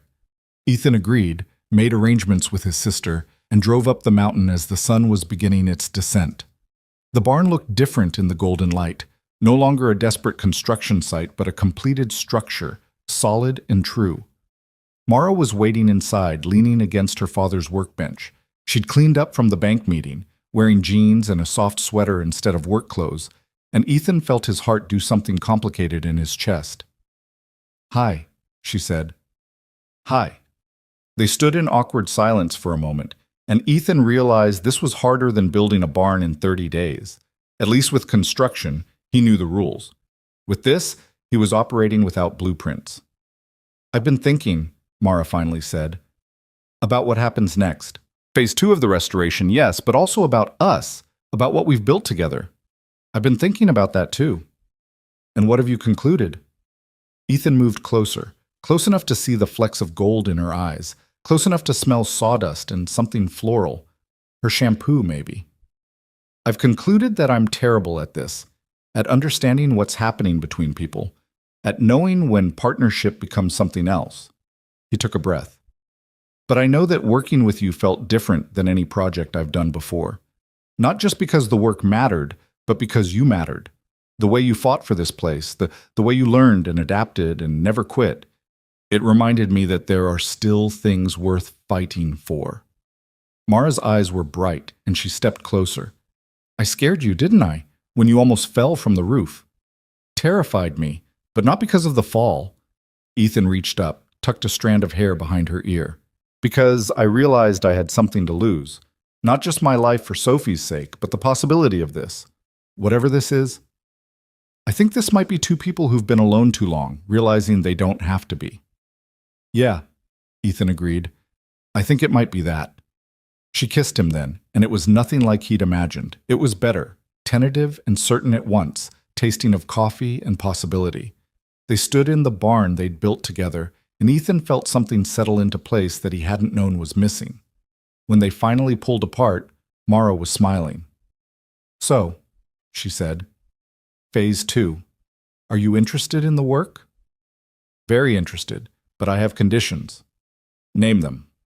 "Sundays still belong to Sophie, no exceptions, and we take this slow, both the construction and whatever's happening between us. I've got a daughter to think about, and she deserves to know that anyone I bring into our lives is staying." "I can work with that." Mara's hand found his. "I'm not going anywhere, Ethan. This barn, this land, it's home now, and I'd like you to be part of building it into something even better." They talked until the light faded, making plans for the loft conversion, for the workshop space, for all the finishing work that would transform the barn from saved structure to living legacy. And somewhere in the planning, they talked about other things, about Sophie and family dinners, about Mara meeting Ethan's sister, about the slow, careful work of building trust. When Ethan finally drove home, the mountain dark around him, he felt lighter than he had in years. The barn was saved. Mara had her father's legacy, and he had something he'd stopped believing in, a future that included more than just survival. Sophie was still awake when he arrived, sitting at the kitchen table with Marie and wearing an expression of barely contained curiosity. Well? She demanded. Well, what? Did you tell her? Did she tell you? Are you together now? Ethan looked at his sister, who shrugged with amusement. She's been like this for an hour, Marie said. I couldn't distract her. He sat down across from Sophie, suddenly serious. Yes, we talked. And yes, there's something there. But it's new and complicated, and we're taking it slow because I need to make sure that it's good for me, too. I know, Dad. Sophie reached across the table. And I'm telling you, it is. You're happy. Really happy. I can see it. You're okay with this? Really? I'm okay with you not being alone anymore. I'm okay with you having someone who makes you smile like that. She grinned. Plus, Mara's cool. She knows about books and she asks me real questions instead of talking to me like I'm a baby. Ethan pulled his daughter into a hug, overwhelmed by her capacity for understanding and acceptance. When did you get so wise? He asked into her hair. I keep telling you, I had a good teacher. That night, lying in bed with exhaustion finally catching up, Ethan thought about foundations and structures and the things built to last. He'd spent 3 years constructing careful walls around his life, protecting Sophie and himself from the chaos of broken promises and failed relationships. But Mara had shown him something different. That sometimes the strongest structures weren't walls, but bridges. That sometimes protection meant taking risks instead of avoiding them. The barn had taught him that. Every day of those 28 days had been a lesson in trusting the foundation, in building with integrity, in refusing to compromise quality for convenience. And now he had a chance to apply those lessons to something even more important than a building, to build a life that was open instead of closed, that welcomed possibility instead of fearing it. It wouldn't be easy. Nothing worthwhile ever was. But he'd learned he could do hard things. He'd learned that partnership made impossible deadlines achievable. The two people working together could accomplish what seemed insurmountable alone. The barn stood on the mountain, its beams holding strong, its roof sealed against weather. Built right, or not at all. Ethan smiled into the darkness. He was ready to start building again. Spring arrived on this mountain with the kind of gentle insistence that made promises feel possible. 3 months had passed since the inspection, and the barn had transformed from saved structure to living workspace. Ethan found himself making the drive up the winding road 4 days a week now, the journey so familiar that his truck seemed to navigate the turns on muscle memory alone. This morning he had Sophie with him, her small presence in the passenger seat filling the cab with chatter about her upcoming science fair project. It was Saturday, technically his day off, but Mara had invited them both up for what she called a celebration lunch. The loft conversion was complete, the workshop space was operational, and she wanted to share it with the people who'd helped make it possible. Is Marie coming too? Sophie asked, adjusting her seatbelt. She said she'd try. Depends on whether the bakery gets slammed. Ethan navigated a tight curve, the valley dropping away to their right. But it'll be us for sure. Good. I want to show Mara my drawings for the bookshelf project. Sophie had her sketchbook open on her lap, filled with careful measurements and design notes. Think she'll help me build it? I think she'd be honored, you asked. They crested the final hill, and the barn came into view. New paint gleamed on the siding, a warm red that Mara had chosen to honor the original color her grandfather had used. The windows caught morning sunlight, and smoke rose from the chimney of the small wood stove they'd installed for heat. It looked alive now, purposeful, exactly what a barn should be. Mara emerged as they parked, wearing jeans and a work shirt with the sleeves rolled up. Her hair was longer now, pulled back in the practical ponytail Ethan had come to associate with her, and she was smiling in the way that still made his heart do complicated things. Perfect timing, she called. I just finished setting up the surprise. Surprise?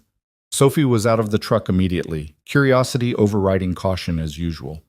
Inside. But close your eyes first. Sophie complied with exaggerated seriousness, and Mara guided her through the barn's main door. Ethan followed, and what he saw made him stop in his tracks. The workshop space had been transformed. Mara's father's workbench stood in place of honor, but now it was surrounded by new equipment, a table saw, a drill press, a full set of hand tools organized on pegboard walls. But the real surprise was the smaller workbench positioned beside the larger one, perfectly scaled for someone Sophie's size. Okay, open. Mara said. Sophie's eyes went wide. Is that for me? If you want it. I thought maybe you'd like to have your own space here, for when you're visiting, or when you want to work on projects. Mara glanced at Ethan, suddenly uncertain. I should have asked first. I just thought, it's perfect, Ethan said, his throat unexpectedly tight. Really perfect. Sophie was already at the small bench, running her hands over the smooth surface, testing the height of the stool, examining the small tool set arranged with the same care Mara brought to everything. This is the best thing ever, she breathed. Can I really use it whenever I want? Whenever you're here, it's yours. Mara crouched beside her. Your dad told me you wanted to learn furniture making. I thought maybe we could work together sometimes. You could help me with projects, learn the techniques your way. Sophie threw her arms around Mara's neck, and Ethan watched something transform in Mara's expression, surprise giving way to warmth, the kind that came from being accepted by someone whose opinion mattered. Thank you, Sophie said. This is even better than Christmas. They spent the morning in the workshop, Mara teaching Sophie basic joinery, while Ethan worked on installing the final pieces of trim in the loft space. The sounds drifted up to him. Sophie's questions, Mara's patient explanations, the occasional laugh when something went wrong in an instructive way. It felt domestic and comfortable, like pieces clicking into place. Around noon, Marie arrived with a basket from the bakery and news that made her eyes dance with barely contained excitement. I wasn't going to say anything yet, she announced, but I can't keep secrets from you people. David proposed last night. The workshop erupted in congratulations, Sophie bouncing with excitement while Ethan pulled his sister into a hug. About time he made it official, Ethan said. When's the wedding? Fall, probably. Small ceremony, family and close friends. Marie looked at Mara. Which includes you, obviously. You're family now. Mara's eyes went bright, and Ethan saw her blink back emotion. In the 3 months since the barn was saved, she and Marie had developed their own friendship, bonding over shared exasperation with Ethan's tendency to work too many hours and Sophie's precocious intelligence. They ate lunch on the new deck Ethan had built off the barn's south side. Sandwiches and pastries, and the easy conversation of people who'd learned to be comfortable together. Sophie regaled Marie with details about the workbench, and Marie shared wedding planning anxieties, and Mara asked Ethan's opinion on whether to convert the old hayloft into additional storage or leave it as open cathedral space. Leave it open, Ethan said.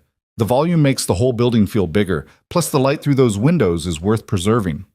Always the architect, Mara teased. Always the builder, he corrected. Architects design dreams, builders make them stand up.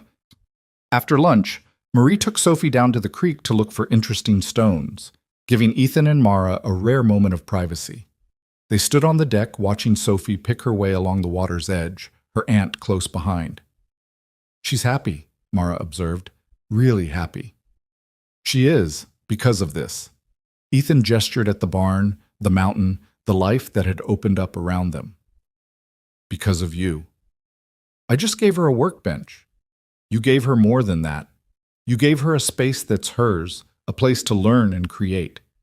You gave her attention and patience and respect. He turned to face Mara directly. You gave her what I've been trying to give her for 3 years, proof that people can be trusted to stay. Mara took his hand, lacing their fingers together.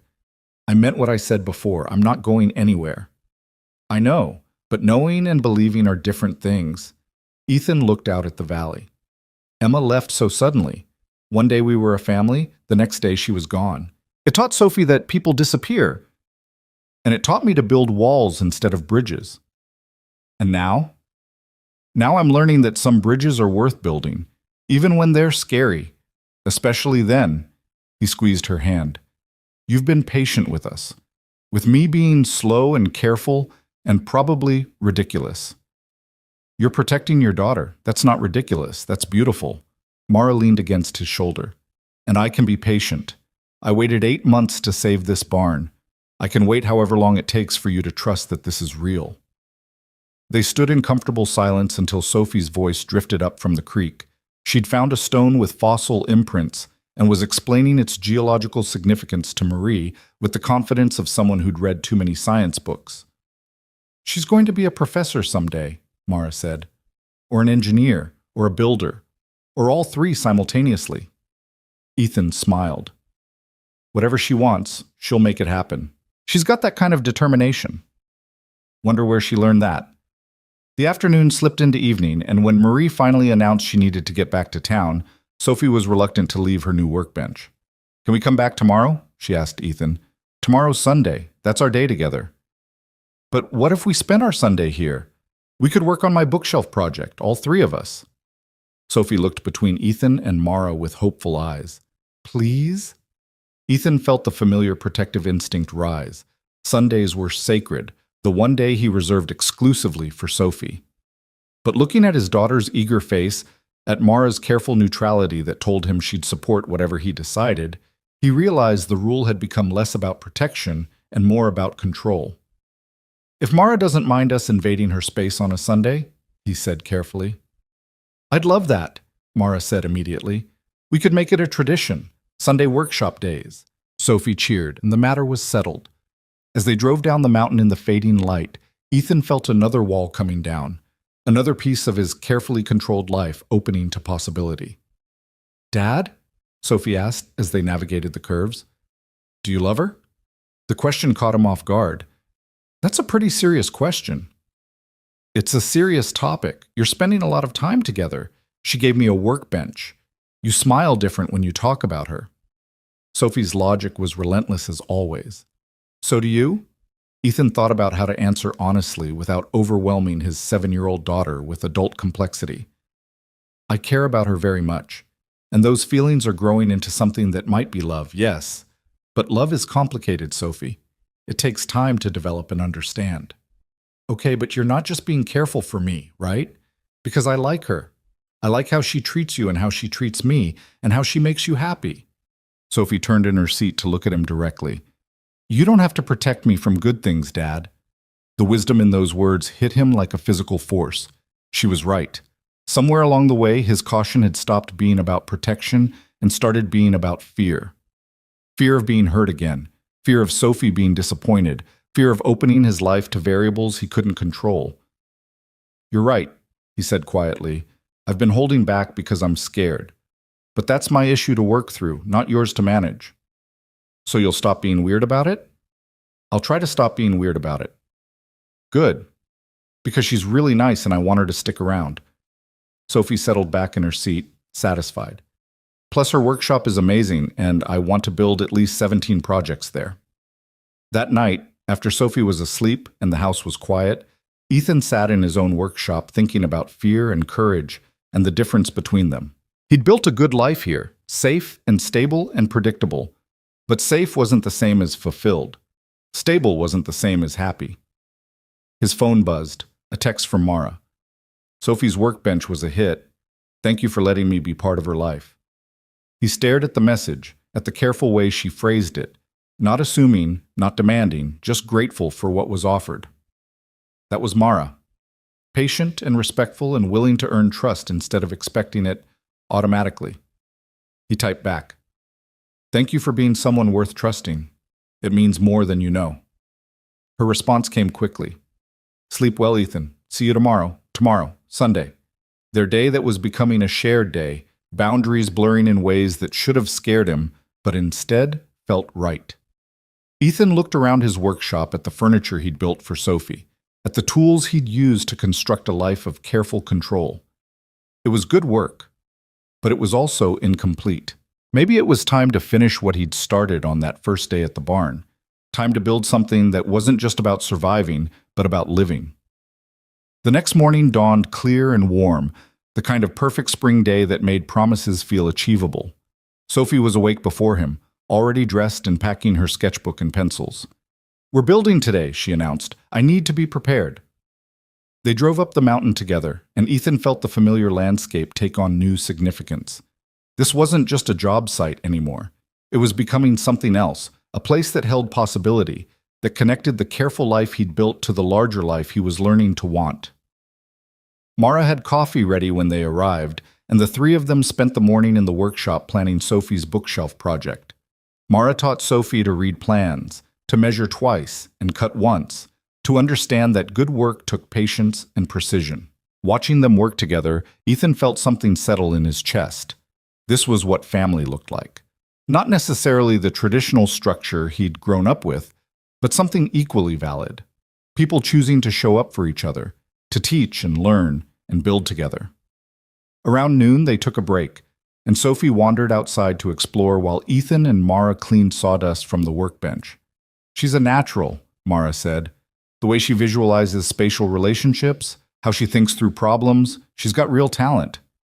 She gets that from her mother, actually. Emma was an architect before she decided corporate law paid better. Ethan rarely talked about his ex-wife, but with Mara it felt safe. "Sophie has her creativity and my stubbornness. Dangerous combination." "The best combinations usually are." Mara set down her rag, turned to face him. "Can I ask you something? And you can tell me if it's too personal." "Ask." "Why did Emma leave? I know it's none of my business, but I keep wondering what kind of person walks away from Sophie." Ethan leaned against the workbench, considering how to explain something he still didn't fully understand himself. "She said she felt trapped, that marriage and motherhood weren't what she'd expected, that she'd lost herself in trying to be what everyone needed." He rubbed his jaw. "Looking back, I think she was right to leave. Not right to abandon Sophie, but right to leave me. I was so focused on building the perfect stable life that I forgot to ask if it was the life she actually wanted. That's not your fault, isn't it? I built walls around us without realizing I was building a cage." He met Mara's eyes. "That's why I've been so careful with you. Why I keep hesitating even when everything in me wants to move forward.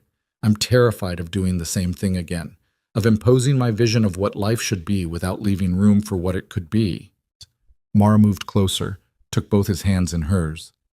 "Ethan, I'm not Emma. I know what I want, and I'm not afraid to say when something isn't working. You don't have to protect me from yourself. But what if I mess this up? What if I'm too rigid or controlling, or then we'll talk about it. We'll adjust. We'll figure it out together." She squeezed his hands. "That's what partnership means. Not one person building everything while the other just inhabits it, but both of us building together, like the barn." The comparison was perfect, and Ethan felt the last of his resistance crumble. She was right. The barn had worked because they'd built it together, each contributing skills and perspective, neither one dominating or deferring. That was the model worth following. "I love you," he said, the words surprising him with their simplicity.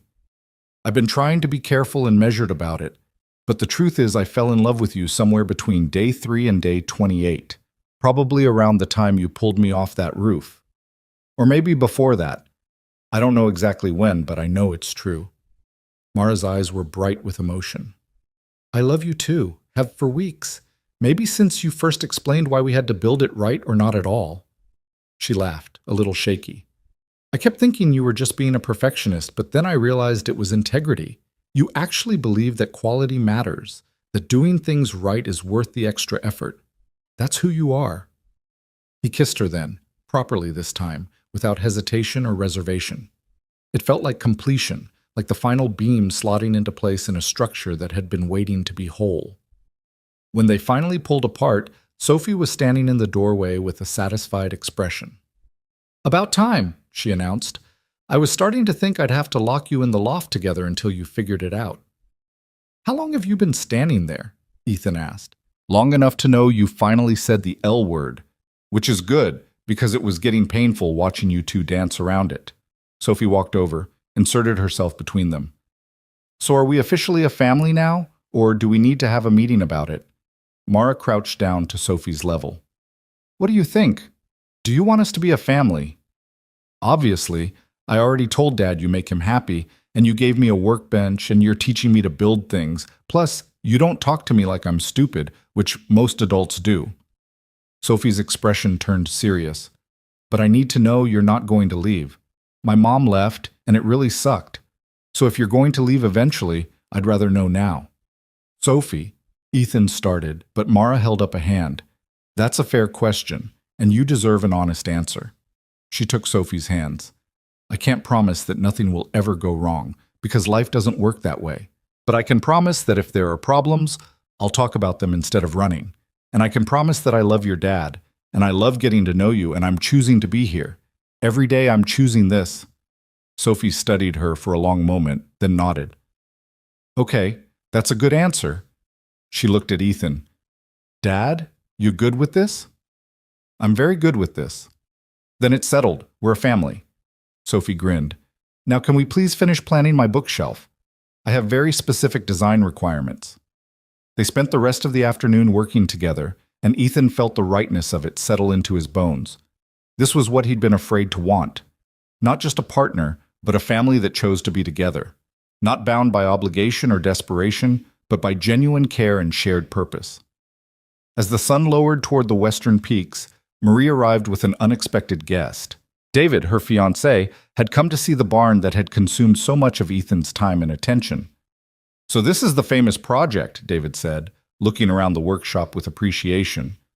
Marie told me about the deadline, the corrupt inspector, the whole saga. I'm impressed you pulled it off. We pulled it off, Ethan corrected, nodding toward Mara.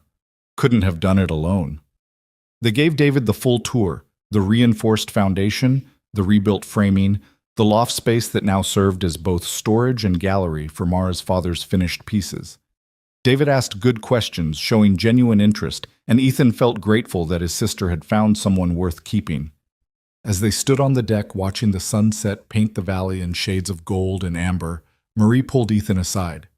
You look happy, she said quietly. Really, genuinely happy. I haven't seen you like this since before Emma left. I am happy. Terrified, but happy. Good. You deserve both. You deserve... Marie squeezed his arm. Mara's good for you. Good for Sophie, too. Don't screw it up by overthinking it. Since when are you the relationship expert? Since I spent 5 years dating David before accepting that good things don't have to be complicated to be real. She smiled. Sometimes the right choice is the obvious one.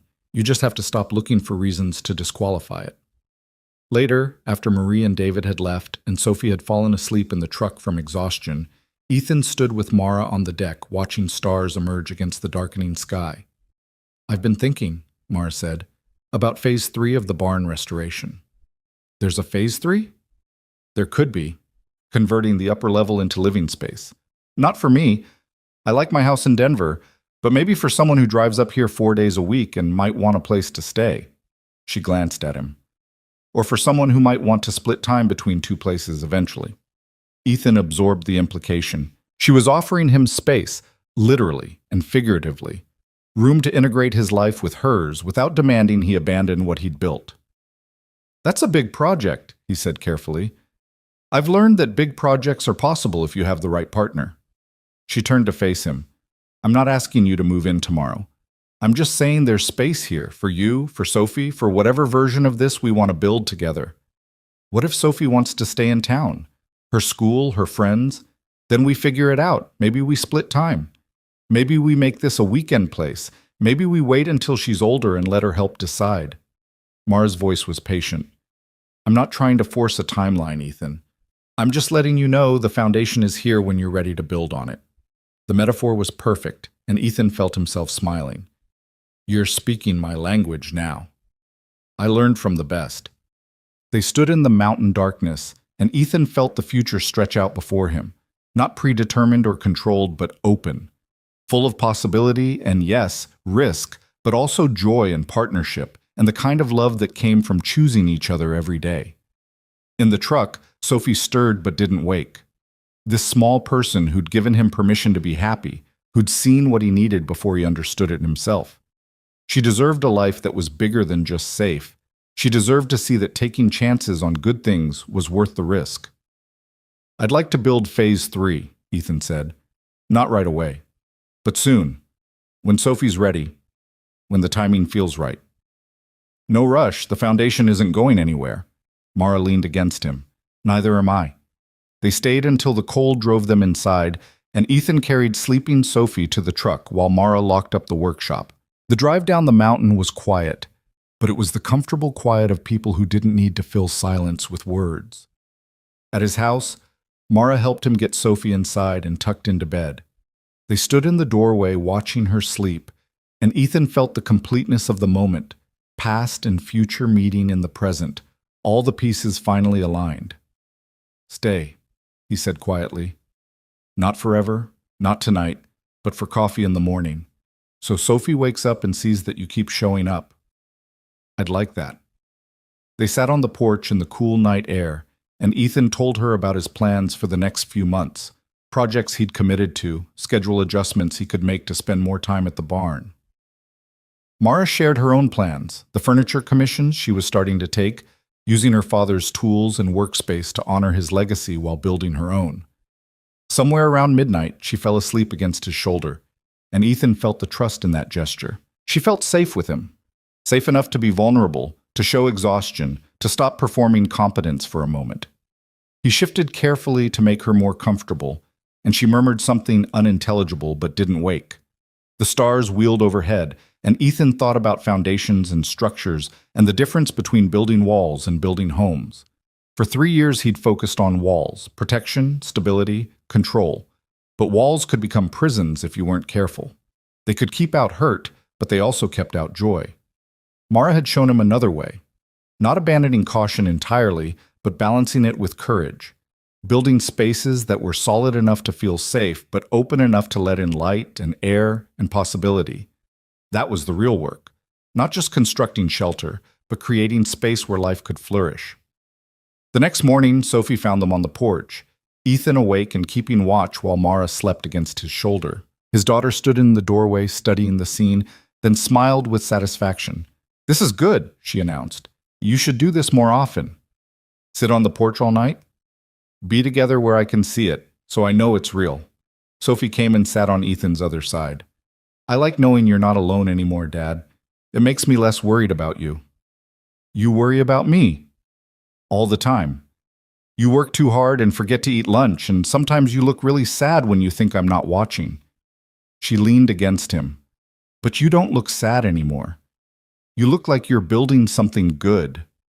Out of the mouths of 7-year-olds, Ethan thought, perfect clarity wrapped in simple observation. Mara stirred, woke, and looked momentarily disoriented before remembering where she was. "Did I fall asleep on you? I'm sorry."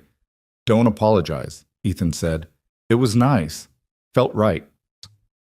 They made breakfast together, the three of them moving through the kitchen with increasing coordination. Sophie set the table with geometric precision while Mara made coffee and Ethan handled the eggs and toast. It felt domestic and normal, and exactly like what family should be, people taking care of each other without fanfare or obligation. Over breakfast, they planned the week ahead. Ethan had 2 days of work on a deck installation, then 3 days free for the barn. Mara had client meetings in Denver on Wednesday and Thursday, but could work from the barn the rest of the week. Sophie had her science fair on Friday and wanted everyone there to see her project. "Everyone?" Mara asked carefully. "Dad, Aunt Marie, David, and you." Sophie looked at Mara directly. "You're part of everyone now." "I'd be honored," Mara said, and Ethan heard the emotion in her voice. The weeks that followed developed their own rhythm. Ethan worked his contracted jobs during the week, spent evenings and weekends at the barn with Mara and Sophie. They built furniture together, refined the workshop space, started planning the loft conversion. Sophie's bookshelf took shape slowly, each joint a lesson in patience and precision. Marie's wedding in October brought everyone together, a small ceremony in the same church where Ethan had married Emma a lifetime ago. But this time felt different. This time he stood as best man watching his sister marry someone who truly deserved her, with Mara beside him and Sophie serving as flower girl with solemn importance. At the reception, David pulled Ethan aside.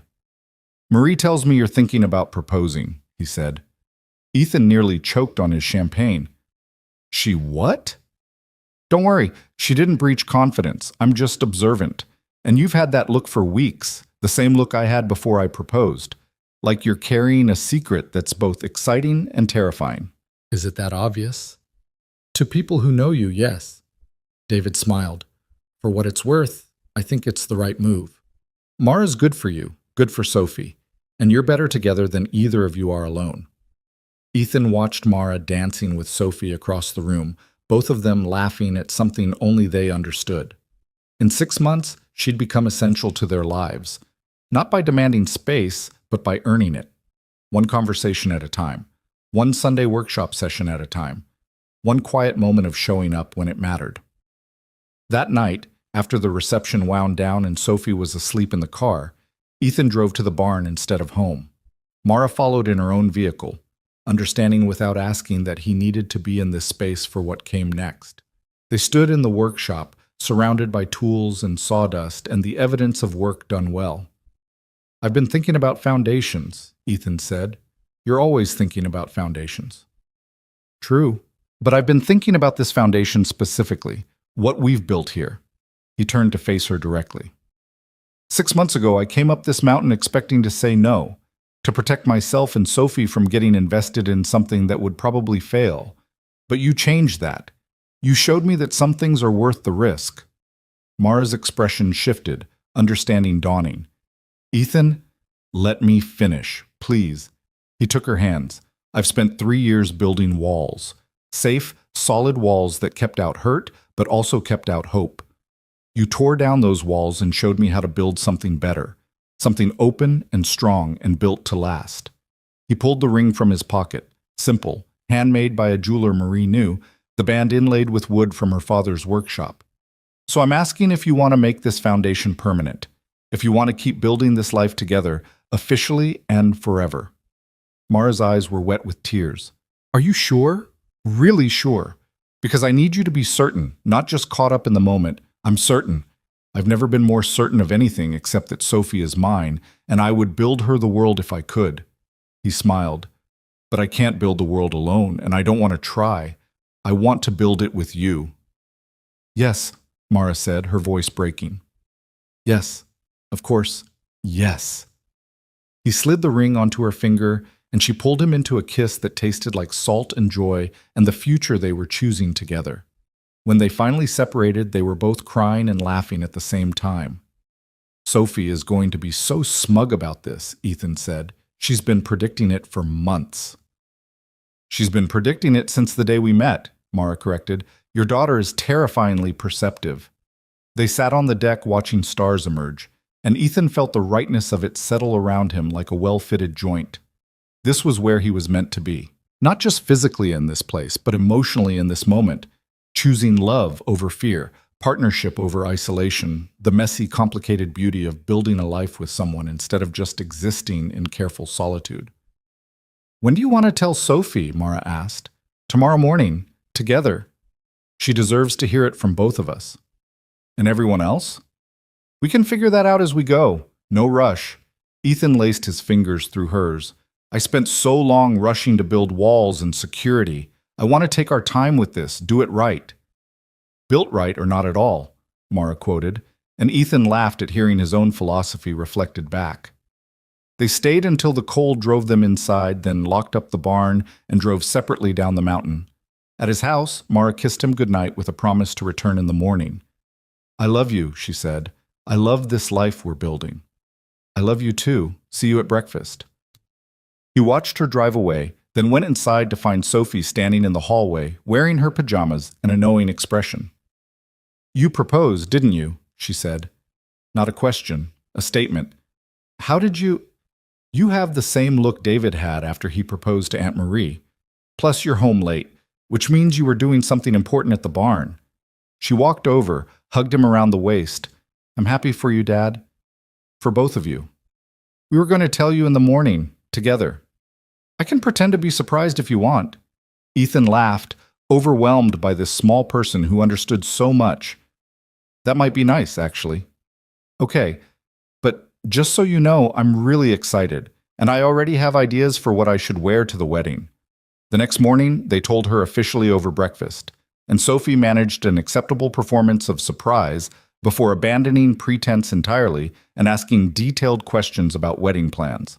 Mara handled it with grace, involving Sophie in decisions about venue and timing, making it clear that this wasn't just about the adults, but about the three of them becoming an official family. The engagement sparked a flurry of planning and celebration. Marie was predictably delighted, taking credit for introducing them, even though she'd had nothing to do with it. David offered to help with wedding carpentry needs. Friends from town who'd watched Ethan rebuild his life alone celebrated seeing him choose partnership. Through it all, work on the barn continued. The loft conversion progressed slowly but steadily, transformed from storage space into a bright open area that could serve as guest quarters or eventually living space. Sophie's bookshelf was completed and installed in her room at home, a tangible reminder of what they could build together. Winter arrived on the mountain with the first real snow, and Ethan found himself driving up the familiar road with chains on his tires and Sophie bundled in the passenger seat. They'd come to help Mara winterize the barn, to prepare it for the season ahead. Working in the cold, they installed storm windows and checked insulation, tested the wood stove and stacked firewood in the covered area Ethan had built for that purpose. The barn stood ready to face whatever weather came, solid and true, every joint holding exactly as it should. "It's beautiful," Sophie said, standing back to admire their work. "All the things you built together, it's really beautiful." She was right, not just the physical structure, but what it represented. A legacy saved, a partnership forged, a family built from choice and commitment, and the daily work of showing up. That evening, the three of them sat around the wood stove while snow fell outside. Sophie read from her current book. Mara sketched designs for the furniture commissions that now kept her workshop busy, and Ethan sat with plans spread before him, preliminary drawings for the house they'd build together eventually, combining his need for structure with her vision for open space. "What do you think?" he asked, showing Mara the latest iteration. She studied the plans carefully. "I think it's perfect. Solid foundation, good bones, room to grow, everything a home should be." "It's everything we are," Ethan corrected. "Built right, meant to last." Sophie looked up from her book. "You two are really sappy sometimes. You know that, right?" "We're not sappy, we're romantic," Mara protested. "Same thing, but I guess it's okay. Better than when Dad was all grumpy and alone." They laughed, and the sound filled the barn with warmth that had nothing to do with the wood stove. Outside, snow continued to fall, but inside they were safe and together, building the kind of life that would weather whatever storms came. Ethan looked at Mara across the plans, at Sophie content with her book, at the barn that had brought them all together. He thought about the man who'd driven up this mountain 6 months ago expecting to say no, expecting to maintain his careful walls and controlled life. That man was gone, replaced by someone who understood that the best foundations weren't built from fear, but from courage. That the strongest structures weren't the ones that shut out the world, but the ones that stood firm while welcoming it in. "Thank you," he said to Mara. "For what?" "For fighting for this barn, for making me part of that fight, for showing me what's possible when you refuse to give up on something worth saving." "We saved each other," Mara said simply. "The barn was just the excuse to start building something better." Sophie made a gagging noise. "Seriously, so sappy. I'm going to make hot chocolate." "You two need a moment, apparently." She retreated to the small kitchen area, leaving them alone in the warm glow of the stove. Ethan pulled Mara close, and she settled against him with the easy comfort of someone who knew she belonged. Outside, the storm continued, but inside the barn they'd built together, with patience and precision and the kind of love that came from choosing each other every single day, they were home. And home, Ethan had learned, wasn't just a structure you built. It was a promise you kept, a foundation you maintained, a life you chose to build with someone who understood that quality mattered, that doing things right was worth the extra effort, that some things were built to last. The barn would stand for decades, maybe longer. A testament to what two people could accomplish when they refused to accept that impossible was the same as insurmountable. But more than that, it would stand as a reminder that sometimes the best things in life came from taking chances on what seemed too hard, too risky, too complicated. That sometimes saying yes to uncertainty was the bravest thing you could do. Ethan Cole had come to this mountain to say no, but instead he'd learned to say yes, to partnership, to love, to the messy, beautiful work of building a life that was worth the fight. And every beam that held, every joint that stayed true, every storm that passed leaving the structure intact, all of it was proof that he'd made the right choice. Built right, or not at all. He'd built it right, and it would last.